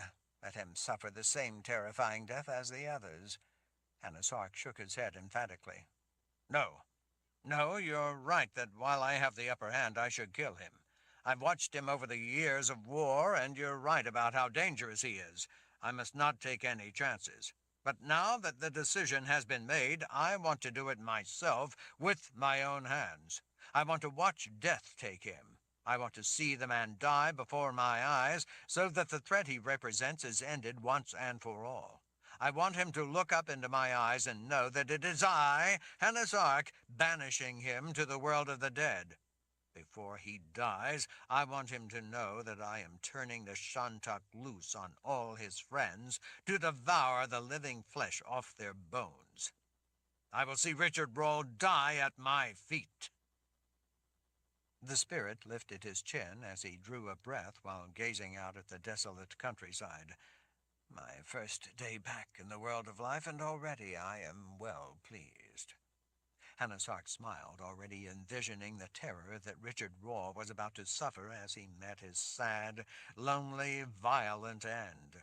He motioned to Vicka. She took a single stride forward. Yes, Lord Ark?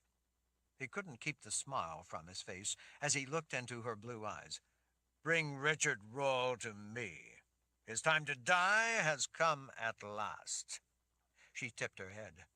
Of course, Lord Ark. I will bring him to you at once. Good. And there is no need to be gentle. In fact, make sure he is suffering in agony first. Then bring him to me. Make sure, though, that he is still alive, so I can kill him. I will see to it, Lord Ark, she said in that chilling tone she had when unleashed to practice her skills. He gestured toward the distance. We're starting out at once. Have the Shantak bring all our supplies first, then bring Richard Rawle to me. Of course, Lord Ark. I will catch up with you. He glanced over at the king. After I cut his throat with the same knife I used to bleed him over you, we'll drag him behind as we march and leave a trail of his blood for the Shantak to lick up. Vicka looked from the Spirit King's smile to Hannes Ark, and then hurried away. What a fitting and bloody end this is going to be for the House of Rawle, Hannes Ark whispered to himself as he started south. Once through the gates out of the Third Kingdom, he could turn toward the heart of the Daharan Empire. Chapter 71. The glowing spirit of the dead Emperor Sulachan looked thoughtfully out over the landscape they were passing through. As long as we are on the subject of rule, do you know, Lord Ark, that I commanded great respect and utter loyalty, that I was never challenged from within? Challenged from within? Hannes Ark was beginning to see that Sulachan had come back into the world of life with a lot on his mind. What are you getting at? I mean, No one within my inner circle of command, generals, commanders, advisers, ever rose up to challenge me, ever plotted to take my place. Why is that? Because I eliminated all of those who lusted to take my place, those who thought themselves more clever than I. Sometimes I eliminated them because I knew they were going to have such thoughts, even before they themselves knew they would eventually have such thoughts. With a thumb, Hanasark rubbed a tattooed symbol laid out along the side of his first finger. It was a symbol warning of hidden threats. If I might add something, the spirit said, glancing over at Hanasark in his silent contemplation. Please state your mind. Hanasark gestured between himself and Sulachan. We are of one purpose in this, after all. We both work toward the same ends. As you have said, you acquired a lot of experience when you ruled such a vast empire. If you have something useful to say, then I would know it. The spirit looked pleased. You have one who serves you with prophecy. Hanasark considered for a moment. A number of people served him with prophecy. He finally frowned. Do you mean Ludwig Dreyer, my abbot? The spirit glanced back at the vast force of devoted Shantak blanketing the rugged landscape as they followed behind, flooding around the rugged spires. That is the one. Have you considered what trouble he might be? Trouble? Hanasark flicked a hand dismissively. Ludwig Dreyer is a petty abbot, a nobody. He doesn't even work at the Citadel with me. He runs a dusty old abbey off in the mountains. He performs a variety of services for me. In what variety of ways does this petty man serve you? Well, I sometimes send him in my place on matters of state. I recently sent him to bring word to the leaders of other lands in the Daharan Empire of the value of prophecy. As it happened, Lord Roll had invited all the rulers of all the lands to the People's Palace for a wedding. I had business with a hedge maid. He glanced over at Sulachan. And with you, of course. So I sent Ludwig Dreyer to the People's Palace in my place. He was to make overtures to other lands on the value of prophecy and begin the process of winning the loyalty of leaders to our cause, rather than the Daharan Empire. But his main work is to bring me prophecy. That is his job, the work of the abbey he runs. Hanasark watched the king of the dead walk in silence for a moment. He finally spoke what was on his mind. And has he ever told you how he collects that prophecy for you? Hanasark cast about in his memory, trying to think if Dreyer had ever told him anything specific. It's all pretty routine work. He deals with country people, the cunning folk out in the less populated areas of Fujian province and the Darklands, looking for anyone with any modicum of talent at foretelling from whom he might be able to coax prophecy. Some such people are born with minor ability to see into prophetic visions. Ludwig Dreyer tests these people for what prophecy they might be capable of giving. If there is such prophecy among the country folk and he discovers it, then it should properly come to me. Lord Roll has always been secretive about prophecy and will not share what he knows of it. People have a right to prophecy. Prophecy is not the property of the few. It belongs to all of us. Unlike Lord Roll, I understand and use prophecy. He gestured at the corpse walking beside him. After all, that is part of how you are able to be here in this world again. Had it not been for prophecy, I might not have unlocked the paths necessary to bring you back from the underworld. Sometimes those simple country people require an incentive to get them to concentrate their minds to such a complex task as giving forth prophecy. He pressures them in various ways to focus their thoughts on what we seek so that they will be able to give prophecy, if they, in fact, are truly gifted in the art. So he tortures them to get them to focus. Hanasark shrugged. Well, yes, on occasion, when necessary, I suppose. I leave it to him to decide what is necessary. I don't need to waste my time with such petty matters. I leave it to him. He is very effective at his work. He has brought me some remarkable prophecy. Not the prophecy I found myself from my own more in-depth studies that I used for all this. He swept a hand back toward the Shantuk behind him. for understanding how this fits into everything, and for calling you back. But he has proven useful over the years with prophecy that has turned out to be not only true, but quite timely and useful. I have books in which we record the prophecy he collects. He sends it on to the Citadel. I look it all over, and then we record it. The Spirit King gazed up at a wisp of gray overcast trailing down. Do you know that he tampers with the world of the dead in order to obtain that prophecy? Hanasark missed a step. No. In what way? And how do you know? Well, since I exist in that underworld, I know what happens there. You would have been unaware of such things taking place, of course, but part of my value in this alliance is to know of events in that world. You have seen things of importance here, evidence and indications, while I have seen such things of importance there in that world. Yes, that has proven to be mutually beneficial, and it will be even more so in the future. But what of Ludwig Dreyer? What news could you have from the underworld about him? He meddles in things you don't know about. He meddles in prophecy in ways that you don't know about or suspect. I know this because he uses his talents to send tentacles in my world to draw out that prophecy. Hanasark's anger rose in a hot fury. For what purpose? The Spirit King glanced over out of the corner of a transparent, glowing eye. What purpose, indeed? What purpose would a man have not to tell his master what he was doing, and how he was doing it, unless he has designs on one day taking rule for himself? Hanasark felt his seething anger boil to the surface. The glowing spirit leaned toward him. Now that I am risen from the dead, and my spirit has joined us here, is there really any purpose for an abbot who schemes behind your back with occult conjuring of his own? For an abbot who has designs on your rule? What possible service could he provide you that would be worth the risk? He gestured behind. You have all you need to carry out any order. These half-people and all the dead you can use are yours to command. You will have the world kneeling at your feet, begging to do your bidding. Why tolerate a potential threat from within? He smiled again. Why worry about a knife in your back?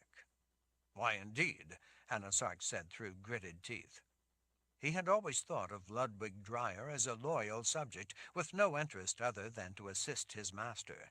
He had thought him a man without any personal designs on ruling anything more than his abbey.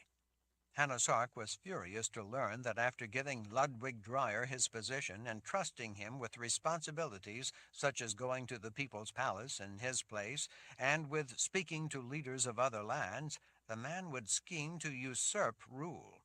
Hanasark wondered just how much his abbot had already done to undermine him. Dark thoughts of what he wanted to do to Ludwig Dreyer drifted through his mind. He reminded himself that it was still possible that it wasn't true. Sulachan could be wrong. But what difference did it make? Ludwig Dreyer wasn't needed any longer, and Sulachan was right that it made sense to eliminate the threat, or the potential for it to become one. The Spirit King gestured back to the legions of half-people blanketing the landscape, moving like a silent shadow on their march. For your purpose, you don't need all of these here with us. Having most of them with us is more than enough. Once we get to where we're going, we will raise all the dead we need from the catacombs, the crypts, tombs, and graves.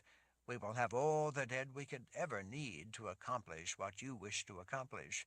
It is impossible for such a force to be disloyal. You shall have a virtually endless army that will follow your commands without question or delay. You will rule without opposition. Hanasark glanced back at the half-people amassed behind. Besides sending some behind to feast on the captives, we should send others to the abbey. The Spirit King nodded. So be it. He turned a little and lifted a hand, using 2 fingers to summon a contingent of the half-people to receive their orders. Hanasark knew from experience that they would be only too eager to be let off their leash to hunt the abbey, as well as feed on the captives down in the caves. The risen Spirit King was proving to be useful beyond Hanasark's wildest imagination. He had never before had the companionship of such an equal in determination, purpose, and ruthlessness. Soon they would shape the world to their will. Chapter 72. Richard paced the length of his cell, going back and forth in the light from the soft green luminescence of the veil over the opening where he had come in. He could do nothing other than pace in frustration. When Vicka had taken him to the cell after they had cut him and used his blood to resurrect Emperor Sulachan, Richard had asked her what they were going to do with him. She had smiled in that profoundly disturbing way that only a Mord Sith could, and told him that she would be spending time with him while the others would likely be given to the half-people who were eager to devour them for their souls. He supposed that after that, the unholy half-dead would be coming for him as well. He had imagined it 1,000 times over, and then another 1,000. He had tried to come up with some way he might escape once they lifted the veil and came for him. He could think of nothing that had even the remotest chance to work. He knew that they would flood in and overwhelm him. He was beyond distressed and upset, waiting for the unknown. He wanted out. If he was going to die, he at least wished he could somehow recover his sword and die fighting. Better that than the end they had planned for him. If he could get to his sword, he might be able to at least kill the newly risen dead king. He thought that if he could get to his sword, he might even have a chance to kill Hanasark. He spent a lot of time trying to decide which one he would rather kill, if he could only kill one. Without his gift working, at least with his sword, he wouldn't die helpless. But he couldn't do anything, including trying to get to his sword, unless he could find a way to get out of the prison cell. He had thought for a time that maybe Vicka would choose to help him in some little way at least, but he had not seen her since she had left him after the ceremony. He wondered why. As he paced, hour after hour, he was left to contemplate what Hanasark was really up to. He must have some grand goal in mind. Richard could understand the spirit of Sulachan wanting to come back to the world of the living in order to try to implement his plans. Nadja's account had been pretty emphatic about what he wanted to do. Richard glanced down at the ring that Magda Siris had left for him. He knew what Sulachan wanted. He wanted to break the grace.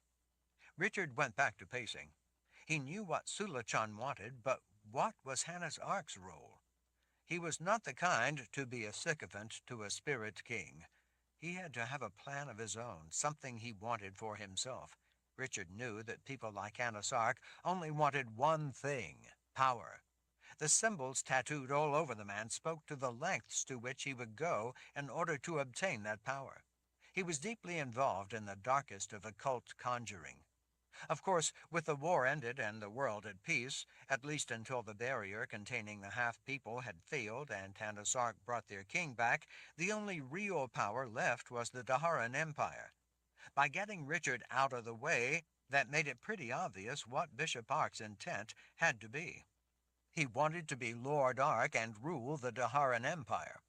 Throughout his waiting and pacing, Richard had regularly gone to every opening covered by a green veil. At each he had called out, hoping to get in contact with Zed again, or with anyone. He wished he knew if they were still alive, still all right.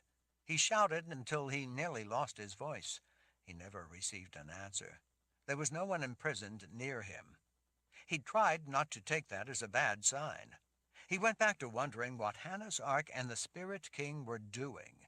He wondered if they had already left. If Hanasark hadn't already left, he surely would have already come down to gloat, to torment Richard. Richard wondered if maybe he was being kept around as a source of fresh blood, in case Sulachan's corpse needed a bit of freshening from time to time. Maybe the Emperor was waiting to see if he would need more blood. Maybe they didn't know and were keeping Richard for the time being just in case. Richard wanted nothing more than to have Sulachan come down to get that blood. If he got any chance at all, he was going to take it. He needed to rip that walking corpse to pieces, with his bare hands if need be, with his teeth if he had to. He might not be able to harm the spirit, but if he could rip the worldly part of him to bits, that might do something. He knew that such a battle would cost him his life, but it would be worth it if he could put a stop to what was happening. Besides, he was likely going to be fed to the half-people anyway. He could feel the sword's magic in the distance, but even though he could feel it, it was too far away to do him any good. It was like a connection waiting to be completed, waiting for him to return. He could sense where it was, but he had no way to get to it. If it were closer, he could summon it. He was bonded to the blade, and within a certain distance he could draw the sword two-hand. He had done that before, drawn it to him, but it was too far now. Besides, it was beyond the green boundary to the underworld. Even if it were somehow close enough, and he called it to him, as he had done in the past, once it fell into the underworld it would be lost forever. He checked his arm where he had been cut. The wound had closed and was starting to heal, but it was black under the skin. He wondered if that was from the knife or from the poison of death inside him. He supposed that it didn't matter. He imagined that soon enough the Shantak would finally be given permission to rip him apart. They were probably only being held at bay in case Sulachan needed any more blood. The others had probably already been sacrificed.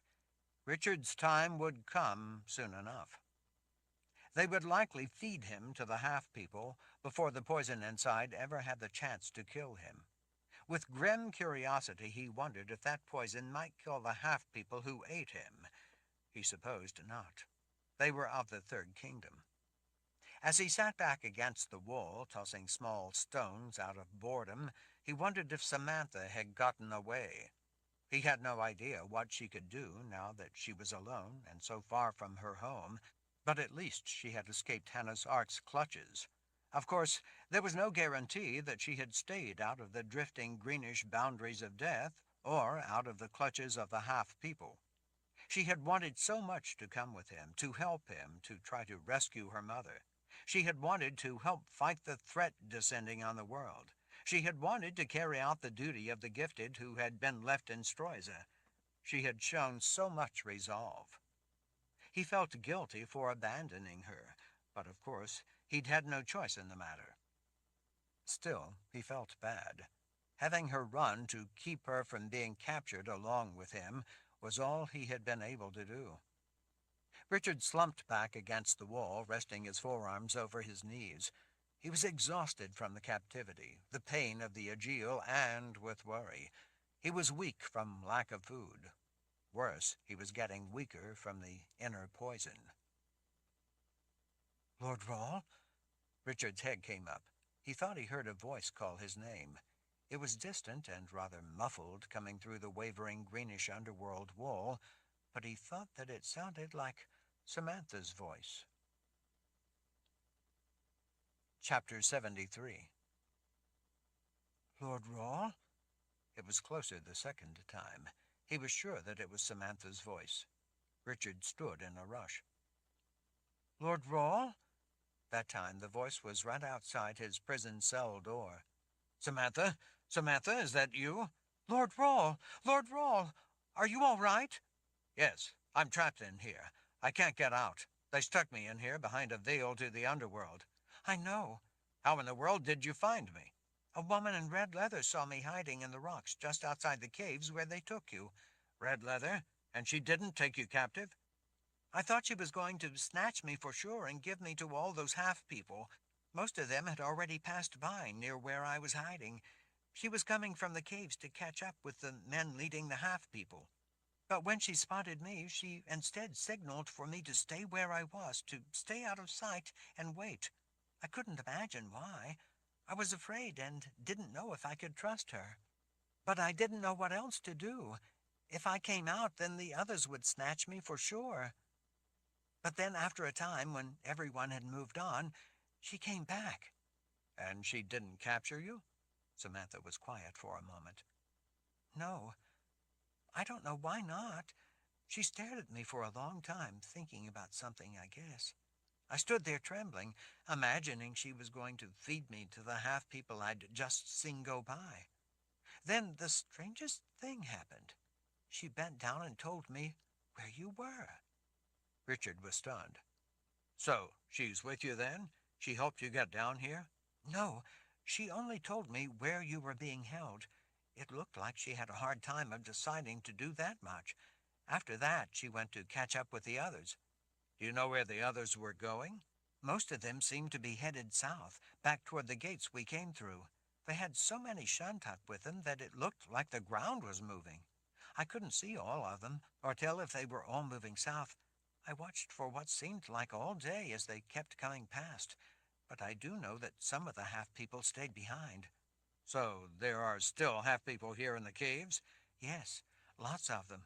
It took me a long time to work my way down here, she said, sounding frantic. They're all over in these caves.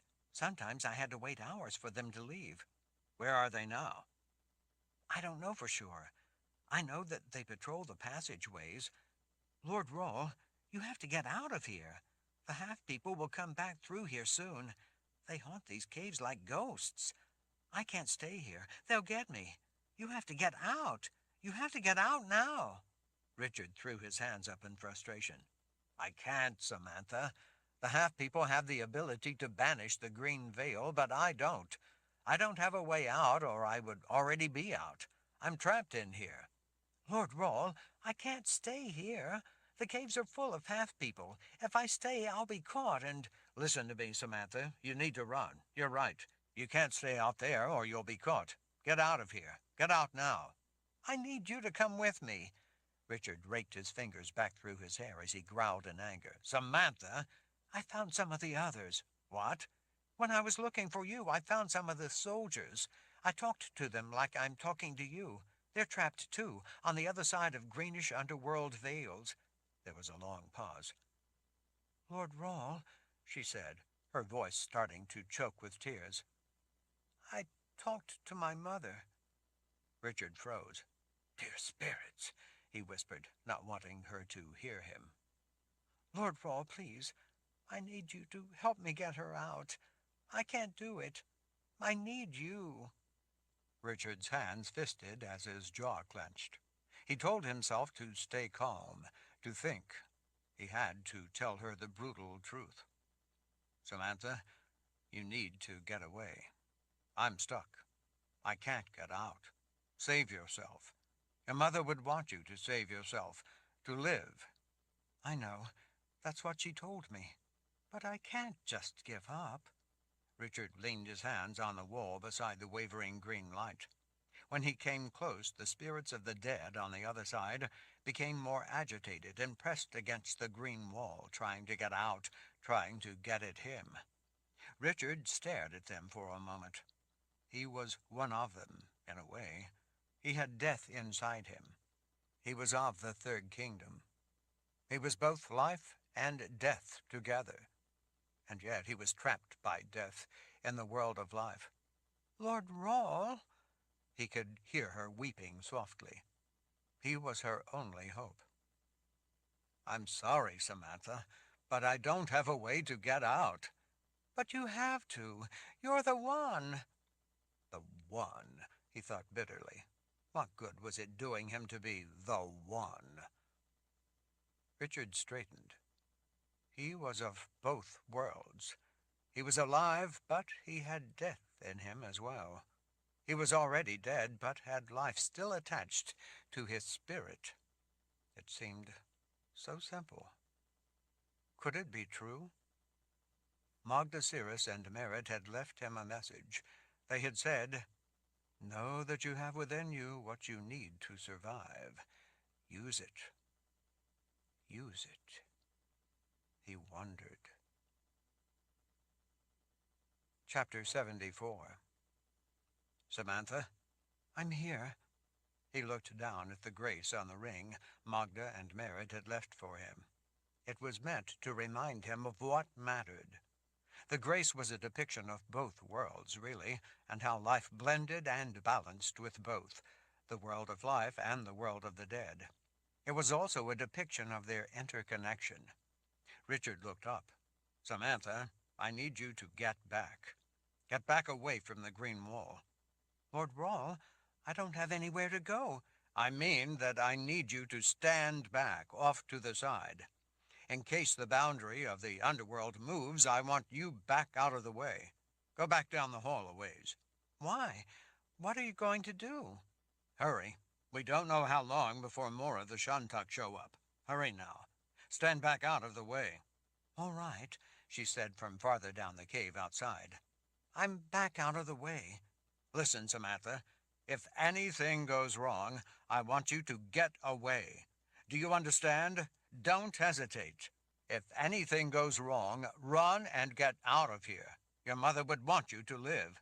Lord Rawl, you're scaring me, and I'm already scared enough. There are human bones in some of the caves down here. That was discouraging news. I understand. But if I can't escape from in here, then you have to get away. It took me a long time to get down here, sneaking past all those ghostly-looking Shantok. I don't know if I can get back out. I know it's frightening, but if this doesn't work, you have to try. Understand? I understand, she finally said. Now stand back. I am standing back. Hurry. Lord Rawl, you've got to hurry. I can hear voices echoing. I think they're coming. Hurry! Richard took a deep breath. It had to work. It made sense. As Samantha had told him once, he was of that world. He remembered the message left for him, carved in the language of creation. Know that you have within you what you need to survive. Use it. That was what Mogdasiris and the wizard Merritt had told him. They knew he would come to that place and read their message. They had left their ring for him. Still, he was loath to try such a thing. But he was dead anyway if he didn't at least try. Everyone would die. This was his only chance.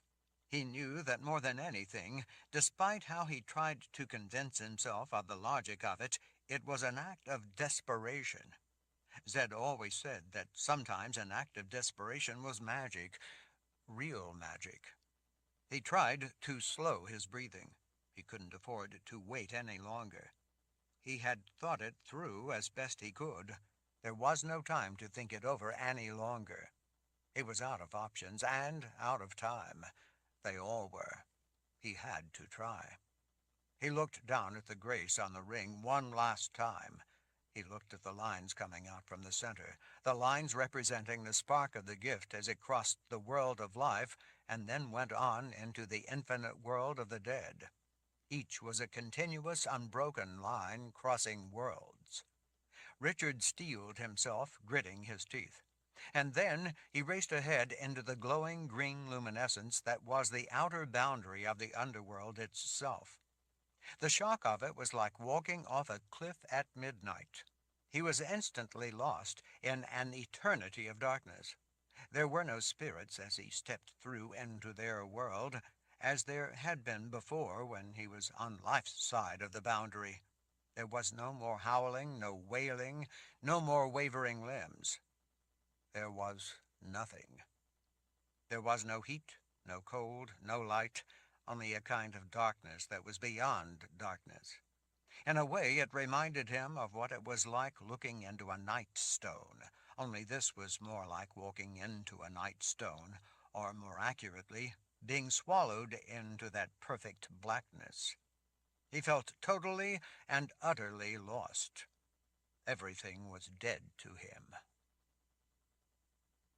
Chapter 75. Richard couldn't sense if he had been in that empty world for mere seconds or for 100 years. The void was without sight, sound, dimension, or time. But then the darkness began to dissolve around him. The world came back in ragged patches, like being able to begin to see objects when first coming awake. The sensation accelerated, and as light and sound crashed in around him, he found himself standing in the cave outside his prison cell. He looked back over his shoulder and saw that the sparkling, wavering greenish luminescence blocking the opening to where he had been held for so long was no longer there. Samantha's big dark eyes blinked as she stared in disbelief. "Dear spirits," she whispered. "Lord Rawle, you just stepped right out of the underworld." Richard looked down at himself. He appeared to be in one piece. He was all there. He wasn't bleeding. He wasn't in any pain. He felt normal, other than the persistent touch of death that still festered inside him. "How could you do such a thing?" Samantha asked. "I have death in me, remember?" Samantha nodded her head of bushy black hair, clearly not understanding. "But how could you step right out of the world of the dead?" "Do you remember what you told me?" he asked as he checked ahead and behind into the darkness. "You said that I was of that world, the third kingdom, life and death together. Because I have death in me, I'm of both worlds." "So you figured that if you are the world of life, and could exist here with death in you, at least for a while, then you could exist there, at least for a while, with life in you?" Richard nodded. "At least for a short time." She seemed to remember her overriding urgency, then looked around and pointed. "The other voices I heard were down that way. We have to get them out. We have to get my mother out. Hurry before any of the Shuntuk come back this way." Richard was nodding even as he was already moving. Samantha ran beside him. "This way, Lord Rawle," she said as she raced out in front of him and then cut down another passageway to the right. It was dark in the rough, crooked tunnel, with distant greenish light reflecting off the rock in places, enabling him to at least see where they were going. Richard raced past human bones. They lay discarded, piled up against the walls, and drifted into irregular depressions to the side. Panting from the short run, he stopped when Samantha skidded to halt and thrust out her arm to point. "There!" "Your mother?" he guessed. She nodded. "Hurry!" Richard took a deep breath and then without delay stepped into the darkness beyond the flickering green curtain. It was the same timeless black void as the first time. It was no easier to endure the uncomfortable, lost feeling of the timeless world. In a way, it felt as if he had never left. As the wall dissolved back into the reality of the world of life, he saw a woman with black hair standing speechless before him, staring with big dark eyes. Samantha raced through the now clear opening into the room where the woman stood in silent shock. She threw herself into the woman's outstretched arms. Samantha looked like a small, frail, miniature version of her mother. Richard had expected her to look like her mother, but the striking similarity was more than he had expected. "Sammy," the woman said with profound relief. "Dear spirits, I never thought I would see you again." "This is Lord Rawle," Samantha said with a nod as she tugged on her mother's hand, pulling her toward the opening of the room. "Lord Rawle?" The woman's mouth dropped open. "Yes." As she dragged her mother, Samantha waved a hand, urging Richard to come along after her. "Hurry, Lord Rawle. We need to get the others out." Not needing the urging, Richard was right on their heels, following them out. Samantha raced down the tunnel a short way before again skidding to a halt. She thrust out her arm, again pointing at a green curtain. "There!" Richard didn't pause to question. Without slowing, he raced through the green veil and into the coldly frightening void. As the darkness dissolved and the inner cell came into view, he found himself standing before a number of the shocked faces of men of the first file. They were packed in, filling the room. The ones sitting, leaning against the wall, jumped to their feet. "Lord Rawle," one of the men said in surprise. Suddenly, Kara raced through the men, pushing them aside to make way. She flew into his arms. "Lord Rawle, you're alive! You're alive!" Her husband, Ben, the general in charge of the first file, was right there behind her. He looked as relieved to see Richard as Kara did, if more shocked.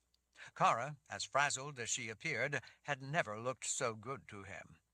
"Lord Rawle," Kara said, "you look terrible." "Probably because a Mord Sith has been using her Aegil on me." "What?" "Long story, no time," he said as he started pushing soldiers toward the now clear opening and out into the tunnel. Richard caught General Meifert's arm, stopping him, and spoke in a low voice. Ben, where are the rest of the men? With a haunted look, Ben glanced over his shoulder at his men racing out of their prison. They've been coming and taking them, one at a time. Lord Roll, I know it sounds crazy, but they've been taking them out and eating them alive. We could hear it. We could hear the screams before. I know, Richard said. I know. He let out a distraught sigh as he shared a look with the man. I'm so sorry. I wish I could have gotten here sooner. Ben shook his head as he looked Richard in the eye. We are here to protect you, Lord Roll, not the other way around. Richard? It was the muffled sound of Zed's voice off to the side through another wall of greenish light. He's in there, Ben said, gesturing to the side. We've been able to talk to him when we don't think anyone is around. He says that Niki is beyond in another cell on the far side of him. They kept the gifted separated. Richard wasted no time in asking any questions or saying anything else. There was no time to waste on reunions or explanations of anything. There would be time enough for that if they could escape the caves and the shantuk that hunted them. For now he needed to get the others and get out. Richard raced past the men and out the now clear opening into the craggy tunnel. He ran past Samantha and her mother to the next shimmering curtain of greenish light. Without a moment's hesitation, Richard plunged into the greenish glow. For an eternity he floated in a timeless place, and then, as the dark, timeless emptiness resolved into the sights and sounds of the world, Richard saw an astonished Zed rising to his feet. The old man moved with a pained slowness, as if he had been sitting on the stone floor for far too long. His wavy white hair stuck out in disarray. His simple robes were filthy. Richard threw his arms around his grandfather in a quick embrace, then hurriedly pushed away. No time to talk, he said to his grandfather before the old man had a chance to launch into 1,000 questions. We need to get out of here. Zed flicked a bony hand toward the wall at the side. Niki is over there. Can you get her too? Richard nodded as he first hurried his grandfather out into the corridor where Samantha and her mother waited. Zed took the woman's hands, expressing wordlessly his relief at being out and seeing her out as well. Obviously, the two of them must have talked. At the next sparkling greenish veil, the shadowed shapes of spirits beyond flailed and twisted expectantly as Richard came close. Again, without pause, he immediately plummeted into the world of the dead, his world in a way. Beyond the first sparkling flash of greenish illumination as he made contact, there were no spirits. There was nothing. It was a frightening fall through darkness until the world of life abruptly crashed into view. As it did, Niki, in tears of joy at seeing him, already had her arms around his neck before he was sure that he was fully back in the world of life. Richard, how in the world? Later, he said, seizing her upper arm and pulling her out of the now clear opening. She peered around the edges of the opening as she passed through, looking amazed at seeing the deadly underworld boundary so abruptly gone. Out in the hall, Richard paused. When everyone started to talk at once, he held up his hand as he shushed them. Quiet. Half people are near and could hear you. We don't want to have to fight them if we don't have to, especially not down here. They instantly fell silent, many casting worried looks up and down the rocky tunnel. Richard also needed quiet because he wanted to go within himself and feel the link to his sword's power. He could feel that it was closer than it had been when he had been in his prison cell. As he closed his eyes and let the world around him fade into the background, it allowed him to embrace that faint inner sense. He at last lifted his arm to point. That way. He raced down the tunnel, winding its way through the pock-marked rock, at junctures of passageways, taking the route where he could feel the strongest pull of the sword. He could feel himself getting closer to it all the time. He ran with a sense of urgent desperation to get his hands on it. Along the way they encountered bones pushed to the edges of the passageway. There were so many bones in places that they looked like debris that had been washed up in a flood. There were no large sections, such as intact spines, feet, or hands. All of the bones had been completely disjointed so that the individual small bits and pieces lay in dense mounds. All the skulls had been broken open so that the shantuk could get at the brains, so that only fragments remained. Richard, leading the silent group of soldiers and gifted, at last found the place where he felt his sword the strongest, where it felt near. He knew what it felt like to sense the sword, and he could tell that it was only feet away beyond another underworld barrier. He dared not call it to hand, though. He feared that if he did, he might lose it in the void of the underworld. He looked back for a brief moment at everyone's tense expressions, and then he stepped through the boundary into the world of the dead. Before the world even began to come back in around him, he already had his fingers around the hilt of the sword of truth. It was a huge relief to have the weapon back. He immediately slipped the baldric over his head and let the sword find its proper place at his left hip. "Ben, get your men in here," he called back through the opening where the green veil winked out of existence. He signaled with an urgent wave of his arms. There were weapons, swords, axes, pikes, knives, stacked haphazardly in the room. The half-people had thrown all the weapons they'd confiscated into the small chamber in the rock and covered it over with a wall of death. The big men of the first file rushed in, all of them retrieving weapons as fast as they could, passing them back through the ranks to men outside in the corridor, crowded in close to the weapons cache. None of them bothered to try to find their own. They were just happy to get their hands on any weapon handed back to them. Richard understood the feeling. He felt that same sense of relief at having his own weapon back. Out in the hall, as soon as they were once again armed, the crowd quickly gathered in close around him. Richard held up a hand before anyone could say anything. "We have to get out of here," he said as softly as possible, but loud enough so that they could all hear him. "We can talk later. Hannah's Ark could be around here somewhere, along with a resurrected spirit of—" "No, he's not," Samantha whispered. Richard frowned at her. "What?" "He left. Him and masses of the shantuk. There's still a lot more left down here in these tunnels, hundreds and hundreds, but he and most of them have gone." Richard nodded, remembering that she had already told him that. "All right," he said. "There are still hundreds of those flesh-eaters about. For now, the important thing is that we get out of these caves before they catch us trying to escape, and then get away from here." Nikki ignored his urgency and placed 2 fingers against Richard's forehead. "It's worse," she said quietly back over her shoulder to Zed. He nodded knowingly. "Richard, it's important that we get you and Colin to the palace," Nikki said, her face set with concern and urgency. "We have to heal you both of what you both have inside." Kara looked around. "Where is the Mother Confessor?" Richard again shushed them all with a gesture. "Colin was unconscious," he whispered. "I had to come alone to get you all out of here. She is undoubtedly awake by now, back in Stroiza. She will be waiting for us. We'll need to go get her before we head back to the palace. But first we need to get out of these caves and out of the Third Kingdom." "Come on," Samantha said. "This way." Chapter 76.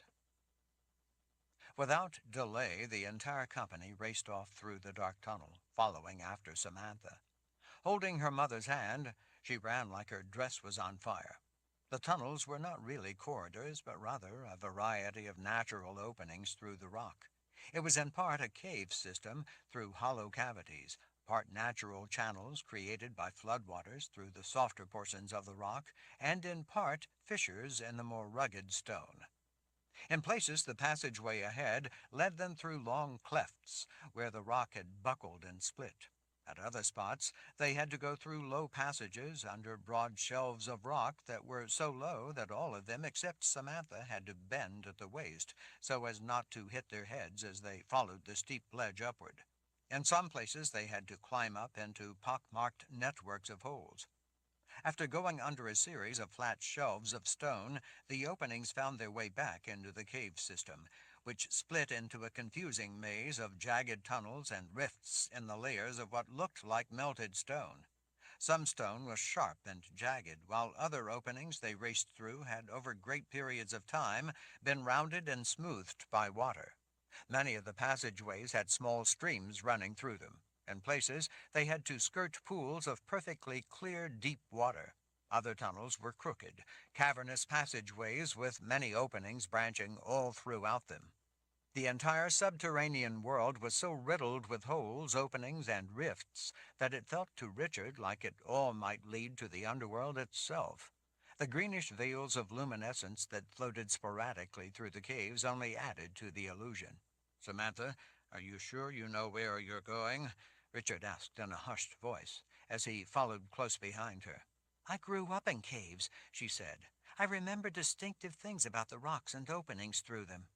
She seemed to think that was explanation enough. Richard supposed that maybe it was.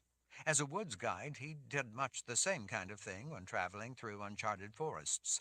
He made mental notes of particular sights along the way so he could find his way back. She was more comfortable than he was underground, so he had to trust that this was her kind of world, and she was his guide through it. Still, he did remember certain landmarks himself, and he wasn't seeing them. "This isn't the way we came in," he whispered urgently to her as they zigzagged among what looked like melted rock towers. "I know," she whispered back. "I had to find a way around all the unholy half-dead." Richard was glad to hear that she had used her head to find a safe passage. The way she was taking them was a route that so far had been free of the Shantuk. But he knew that the half-people would be patrolling the tunnels and could show up at any moment. Once they discovered that their prisoners were missing, all the Shantuk would be hunting them. He didn't know how much farther they had to go, but he knew he would be relieved once they finally reached the surface. He didn't know if they would be any safer above ground, but they certainly weren't safe underground. If they were attacked in the caves, it would be difficult to fight. They could be trapped by masses of Shantuk blocking their way from each end of a tunnel and then picked off one at a time. He reminded himself that they now had gifted with them, and that would certainly even the odds. But he also knew from fighting half-people that they didn't fear for their lives and were unrelenting in coming after their victims. If they had to fight off the Shantuk, Richard could cut them down with his sword, but sooner or later their numbers would simply become too much. He would eventually tire, and then they would have him. More troubling, though, was that he could only defend one spot, and they could come in at them from all directions. It was much the same with the gift as with his sword, if all they faced were the half-people and not the reanimated dead. The gifted, too, could kill vast numbers of an enemy, and Richard had certainly seen Zed use wizard's fire to take down hordes of enemy troops from the old world. But even wizard's fire had its limits. It had to be conjured and cast. Doing so was a great deal of effort, and it quickly became tiring.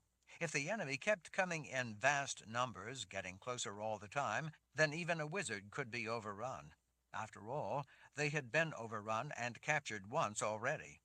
And then there were the walking dead. The gift was of limited use against them.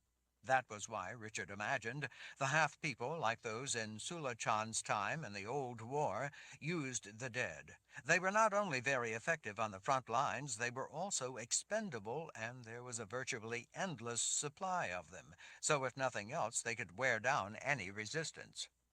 Richard followed after Samantha as she made one twisting turn after another, following a convoluted route that only she knew, back through rock riddled with passages, clefts, and a maze of intersections. She ran through the labyrinth like a rock rat, never letting go of her mother's hand, never slowing to consider the way. When they came to a particularly complex set of passages, Samantha stretched as she ran, looking back over the heads of some of the men to see Richard. She pointed and made a snaking gesture with her hand, indicating the turns they needed to make. Richard nodded when he saw what she meant and where they would need to go. He grabbed Niki's arm and pulled her forward. "Help protect her. I want to make sure everyone else makes it through this part here and doesn't get lost. I don't want to have to come back in here looking for anyone who got separated." Nikki touched his shoulder in silent confirmation of the orders before swiftly racing forward to catch up with Samantha and her mother. Richard slowed his pace, allowing himself to fall back as the men of the first file ran past to keep up with those ahead. They were beginning to become strung out in the series of complex turns, climbs, and descents through the snarl of passages. Richard pushed each man down the correct tunnel as they raced past, lest they missed the turn. He urged them to hurry, pointing to make sure that they saw the correct turns to take up ahead. It was difficult to see in the near darkness. Only the occasional sparkling curtain of the underworld drifting through adjoining passageways gave them any light to see by. He hoped one didn't drift across to block their way, or worse, drift in from the side and separate them. Richard spotted Zed near the back of the line of men. He was managing to keep up just fine. He might have been old, but he was not only stronger than he looked, but determined to get away from the fate that had awaited them in the cave prison. Richard knew that his grandfather was staying near the rear because he wanted to watch their backs for any sign of trouble.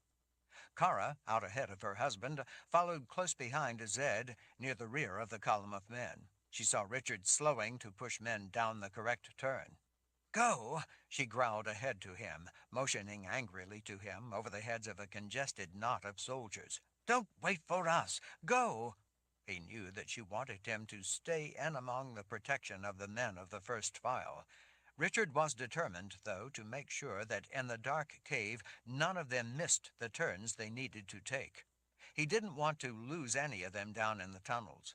As men squeezed past him, he pushed them into the correct tunnel, frequently pointing the way ahead. Kara, in back of the tail end of the men, picked up her speed. She raced past an intersection to get to Richard. She was unhappy he was slowing down and wanted to get to him so she could protect him.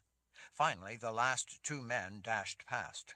Just behind, as Kara cleared the intersection ahead of her husband, a flood of shantak spilled out of several openings to the side. There was only one person left in line, Ben. Sword to hand, he turned to block the tunnel. The whitish forms of shantak crashed over him in a massive wave of bodies, taking him down. Richard and Kara skidded to a stop. "No!" Kara screamed as the unholy half-dead ripped into her husband with their teeth. Time seemed to stop. It seemed like Ben had 100 of the chalky forms diving in on him like a pack of ravenous wolves. Richard already had his sword out as he raced back through the tunnel. He had to make it in time. He had never run so fast in his life. Blood splashed across the savage white faces as they viciously ripped out Ben's throat. Other mouths opened to try to catch squirting blood, hoping to catch with it the escaping soul. Richard screamed in fury as he ran toward the terrible scene. Kara bent at her knees and threw her shoulder into Richard's chest as he flew by, knocking him against the wall, blocking him from diving into the pile of howling, growling, writhing shantak in a feeding frenzy. "It's too late," she shouted as she shoved him violently in the other direction. "Go! Go! Don't let his sacrifice be for nothing! Run!" In shock at what he had just seen, Richard screamed, "Zed!" His grandfather was already turning back, arms thrust toward the shantak as they tore the fallen general apart with their teeth. The last thing Richard saw before an inferno of blinding yellow flame exploded back through the tunnel was that it was far too late to save Kara's husband. He'd never even had time to scream. Richard panted in shock and rage. It had happened too fast. The wailing mass of liquid fire that Zed sent back through the tunnel was deafening in the confines of the passageway. The tumbling flame exploded across the ground, splashing up along the walls as it flooded over the terrible scene, engulfing it all in a terrible, blinding conflagration. At least the fallen general would not be eaten by the beasts.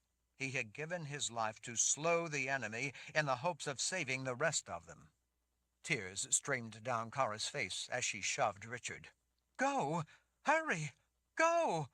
And then Richard was running. Kara's hand on his back made sure she was in contact with him as she pushed him ahead of her while watching his back. Behind them, Zed was a dark, stick-like silhouette against the brutally intense yellow blaze. In the roaring heart of that blinding light, the dark bodies of the Shantuk were reduced to skeletons and then ash in little more than an instant. The lethal fire roared back through the tunnel, engulfing the leading edge of the horde coming for them. The screams of the Shantuk were blood-curdling. Those screams were not enough for Richard. Chapter 77. When they broke free of the caverns, racing out of the underground openings and out among the dark stone spires, they found themselves in the gloom of dusk. The day was dying in deep grays that made the craggy stone pinnacles look like shadows of spirits crowding in from all around. Yet, after the darkness of the tunnels, even this somber light seemed harsh. The silence, too, was oppressive. The silence was short-lived.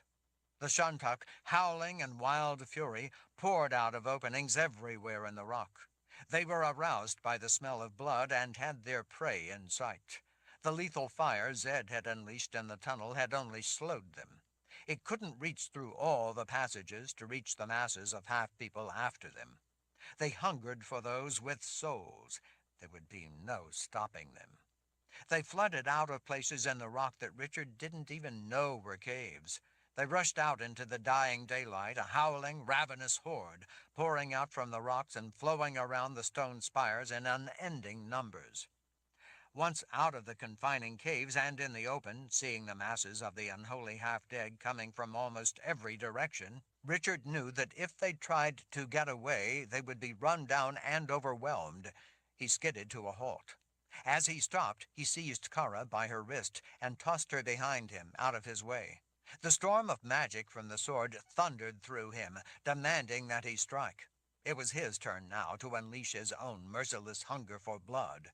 He turned to the Shantuk then and unleashed his lethal rage, both his and his swords, against the chalky figures charging in at him with lips drawn back and teeth bared.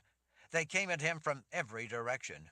His blade met the snarling faces, shattering the skulls of those diving toward him. Each swing splintered bone or severed heads. Bone, brains, and blood smacked the rocks all around Richard as he swung the sword without pause. Blood fell in a red rain. The Shantuk were being cut down by the dozens. Headless bodies, or bodies with only the lower part of their head, toppled and tumbled across the ground. Richard lost himself in the storm of anger raging through him. He gave himself over to it without reservation or restraint. All he wanted to do was kill these soulless monsters. The blade demanded ever more blood, and he was only too happy to oblige. He needed the blood of these animals more than he needed to live himself. He abandoned himself to the need to kill, to his rage at what they had done to Ben and so many others. Each body that fell only made him want to kill more of them. There was no way that he would ever be satisfied if even one of them still stood. As he killed men and women to one side, half people on the other side thought they had an opening to get to him and take him down. Richard let them come, then spun, cutting two men in half with one swing. Legs without bodies folded and collapsed. Torsos trailing innards and blood hit the ground with heavy thuds. The severed ashen heads of yet more half-people thunked down on the rock, cracking as they hit from their violent, tumbling fall. Empty eyes set in darkly painted rings stared up at nothing from tangles of bloody limbs. As he screamed in rage while swinging the sword, the chalky figures toppled to the ground around him, headless, armless, lifeless. He didn't try to run, to get away. There was no getting away. There was only the killing. He stood his ground, slaughtering them as they came, until there were so many bodies that he needed to move out from the tangled mass of sprawling carcasses and severed body parts just in order to be able to fight. Gore from those cut in half spilled across the rocky ground. Blood covered everything. Where there had been the pale, ash-covered figures, there were now only bodies covered in a sheen of wet red. Running recklessly, many of the Shantuk slipped on all the blood and gore and fell sprawling across the ground. Richard stabbed downward at forms wriggling through the blood and the dead to get at him. Those who raced in toward him fell dead and dying around him as fast as they came, adding their numbers to those already piling up around him. It was not skillful fighting, not a gruesomely elegant dance with death.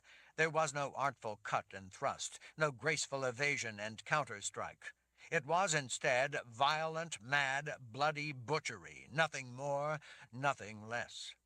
Not far from him, Kara, with a knife in each hand that she had gotten somewhere, fought with a wild ferocity that was frightening to witness. Richard understood her savage wrath. He usually saw her fight with her Aegil, but her Aegil would not work because his gift did not work. His gift powered the bond, and without that bond, her weapon was dead in her hand. So she had instead found knives. She was no less deadly with knives than an Aegil. If anything, at the moment it looked like she preferred them for the manifest ripping damage they did, visible evidence of her rage. Off to the sides behind him, the soldiers of the first file fought with the same kind of grim fury, wanting to avenge the death of their general, a leader they admired and loved. The first file were the elite of Daharan troops, the deadliest of fighters, and they were more than proving it this day. By the way they fought, though, Richard could see that they were not fighting to save themselves. This was purely for vengeance. The first file and want of retribution was a sight to behold. Yet even as hard as they fought, some of those soldiers were swamped by the flood of howling half-people. He saw them go down, covered with dozens of the unholy half-dead wildly tearing into them with bared teeth. Beyond them, beyond the killing field immediately around Richard, littered with hundreds of dead and dying Shantak, Zed and Niki were unleashing their gift with deadly effectiveness. Off in the distance, at the outer margin of the raging battle, Richard could hear the roaring wail of wizard's fire racing through the murky air, lighting the stone spires with an intense yellowish-orange radiance before splashing down among the Shantak as they raced out of the rocks. They were incinerated by the hundreds before even having the chance to join the battle. Despite how many of the savages died, more yet poured out to replace them. Richard heard rock columns crash down on the chalky figures as the great spikes of spires toppled among them, no doubt brought down by Niki or Samantha and her mother. The falling stone crushed great numbers of them at a time. Great boulders and whole sections of fractured spires tumbled down and bounced across the ground, collecting helpless Shantak before they were able to get out of the way. The earth shook with the thunderous explosion of wizard's fire, as well as the boom of rock towers hitting the ground and shattering. Massive rocks hitting the ground and splitting sounded like the crack of lightning. Yet even the roar of wizard's fire, the booming crack of exploding rock, the shouts of the soldiers, and the screams of the dying were all only a dim drone somewhere beyond Richard's immediate attention. He was focused on the waves of chalky white figures as they raced in to try to get his soul.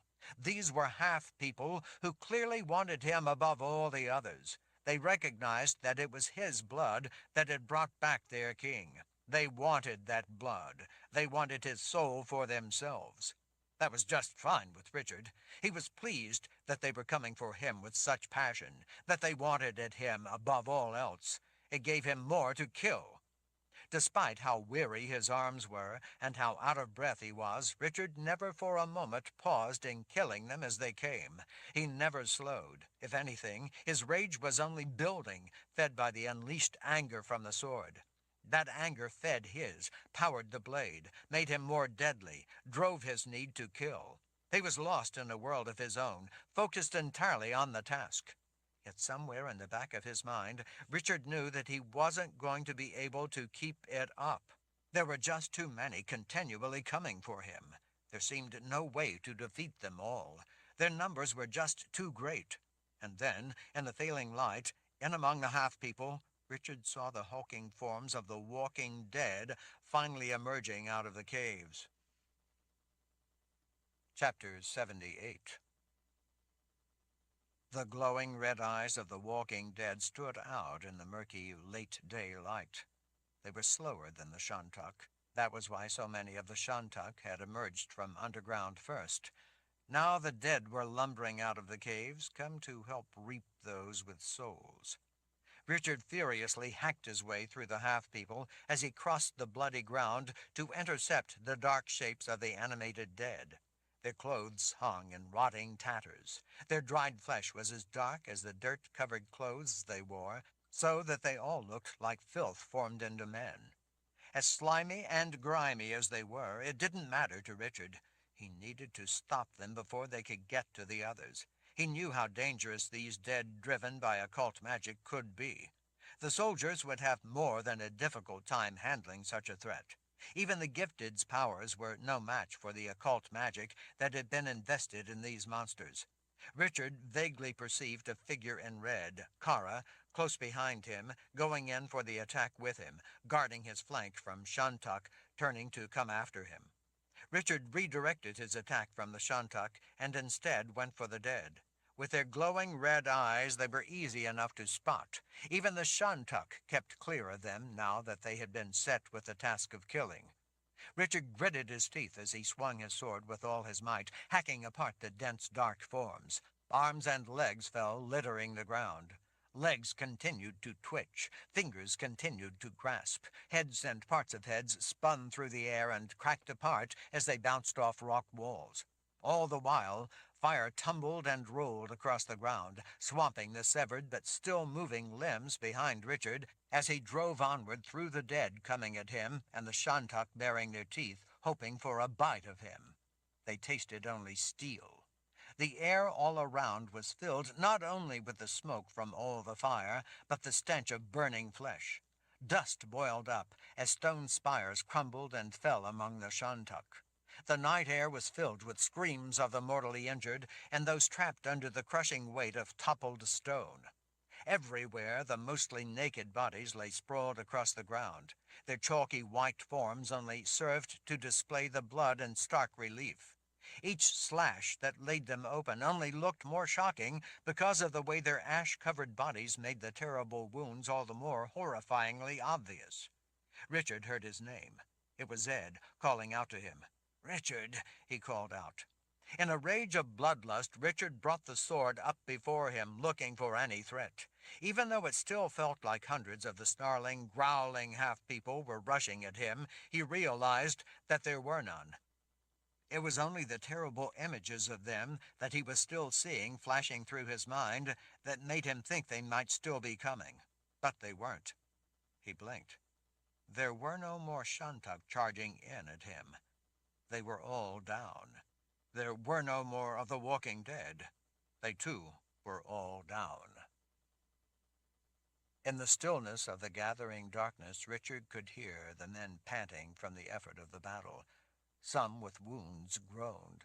Some walked among the wounded Shantuk on the ground, stabbing any still alive. All the axes and swords the men carried dripped blood. All of the men were covered in blood and gore. Richard was covered in more Shantuk blood than any of them. He was soaked in red. Richard turned to Kara, a knife in each of her blood-soaked fists. One was a steel-bladed knife, the other stone, a Shantuk weapon. She had been using that weapon to put down the dead. Kara met his gaze. The rage in her eyes was frightening to see. It broke his heart. With his sword still gripped in his fist and the anger of the magic still coursing through every fiber of his being, Richard put his arms around her. Kara's arms hung at her sides as he embraced her tightly, and then she threw her head back and let out a single long wail. He held her close as she buried her face against his chest with a helpless sob. He held her in a comforting shelter for a long moment. He finally let her go and looked into her tear-filled blue eyes. There were no words as they looked into each other's eyes. There could be no words.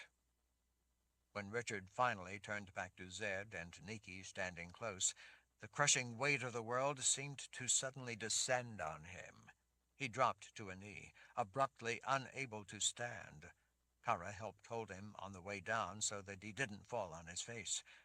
Nikki and Zed were both right there, both helping keep him upright on his knees, letting him sit back on his heels. Through a torrent of every kind of pain imaginable, the power of the sword, still in his fist, sustained and supported him. He felt too tired to breathe and had to will himself to draw each breath.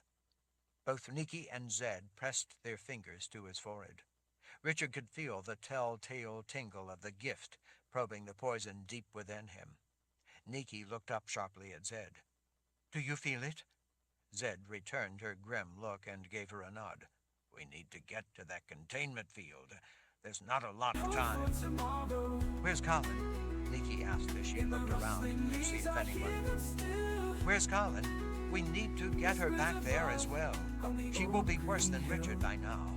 We have to tend to her as soon as possible. Where is she?" "We had to leave her back," Samantha said from back behind Zed. "I healed some of her injuries, and she hadn't awakened yet. We had to leave her to rest and recover some of her strength. She should be awake by now and waiting for us back in Stroyzap." "South, through the gates," Richard managed. "Then we go there first and get the Mother Confessor," Kara said with surprising power, courage, and determination as she stood over Richard's shoulder. "We can't head back to the palace until we get her." "It's not that far," Samantha offered. "It's only a few days if we hurry. After we get her, then we have to get you both back to the palace so we can heal you," Nikki said to Richard in a confidential, worried tone. Richard nodded. He forced himself to his feet. "Colin is in Stroyzap. Like Samantha says, it's not that far. It's back near where you all were attacked and captured, after you came to rescue us from the hedge maid." He looked at all the faces watching him before turning his gaze south. "Let's get going. There's still a little light. We leave now." Sword still in his hand, not yet ready to put the power of its anger away, Richard started out across the broken ground, walking over the bodies of hundreds and hundreds of fallen Shantuk. Kara was half a step behind his right shoulder. The rest of them all silently fell in to follow. Chapter 79. Hannah Sark turned when he caught a glimpse of the tall woman in red leather making her way resolutely through the whitewashed bodies of the Shantuk spread across the forested landscape behind them. Descending the slope, the vast army of grim half-people seemed to pour through and among the trees like a white avalanche. His mood darkened when he saw that the Mord Sith was alone. He had been wondering where she was and what had been keeping her.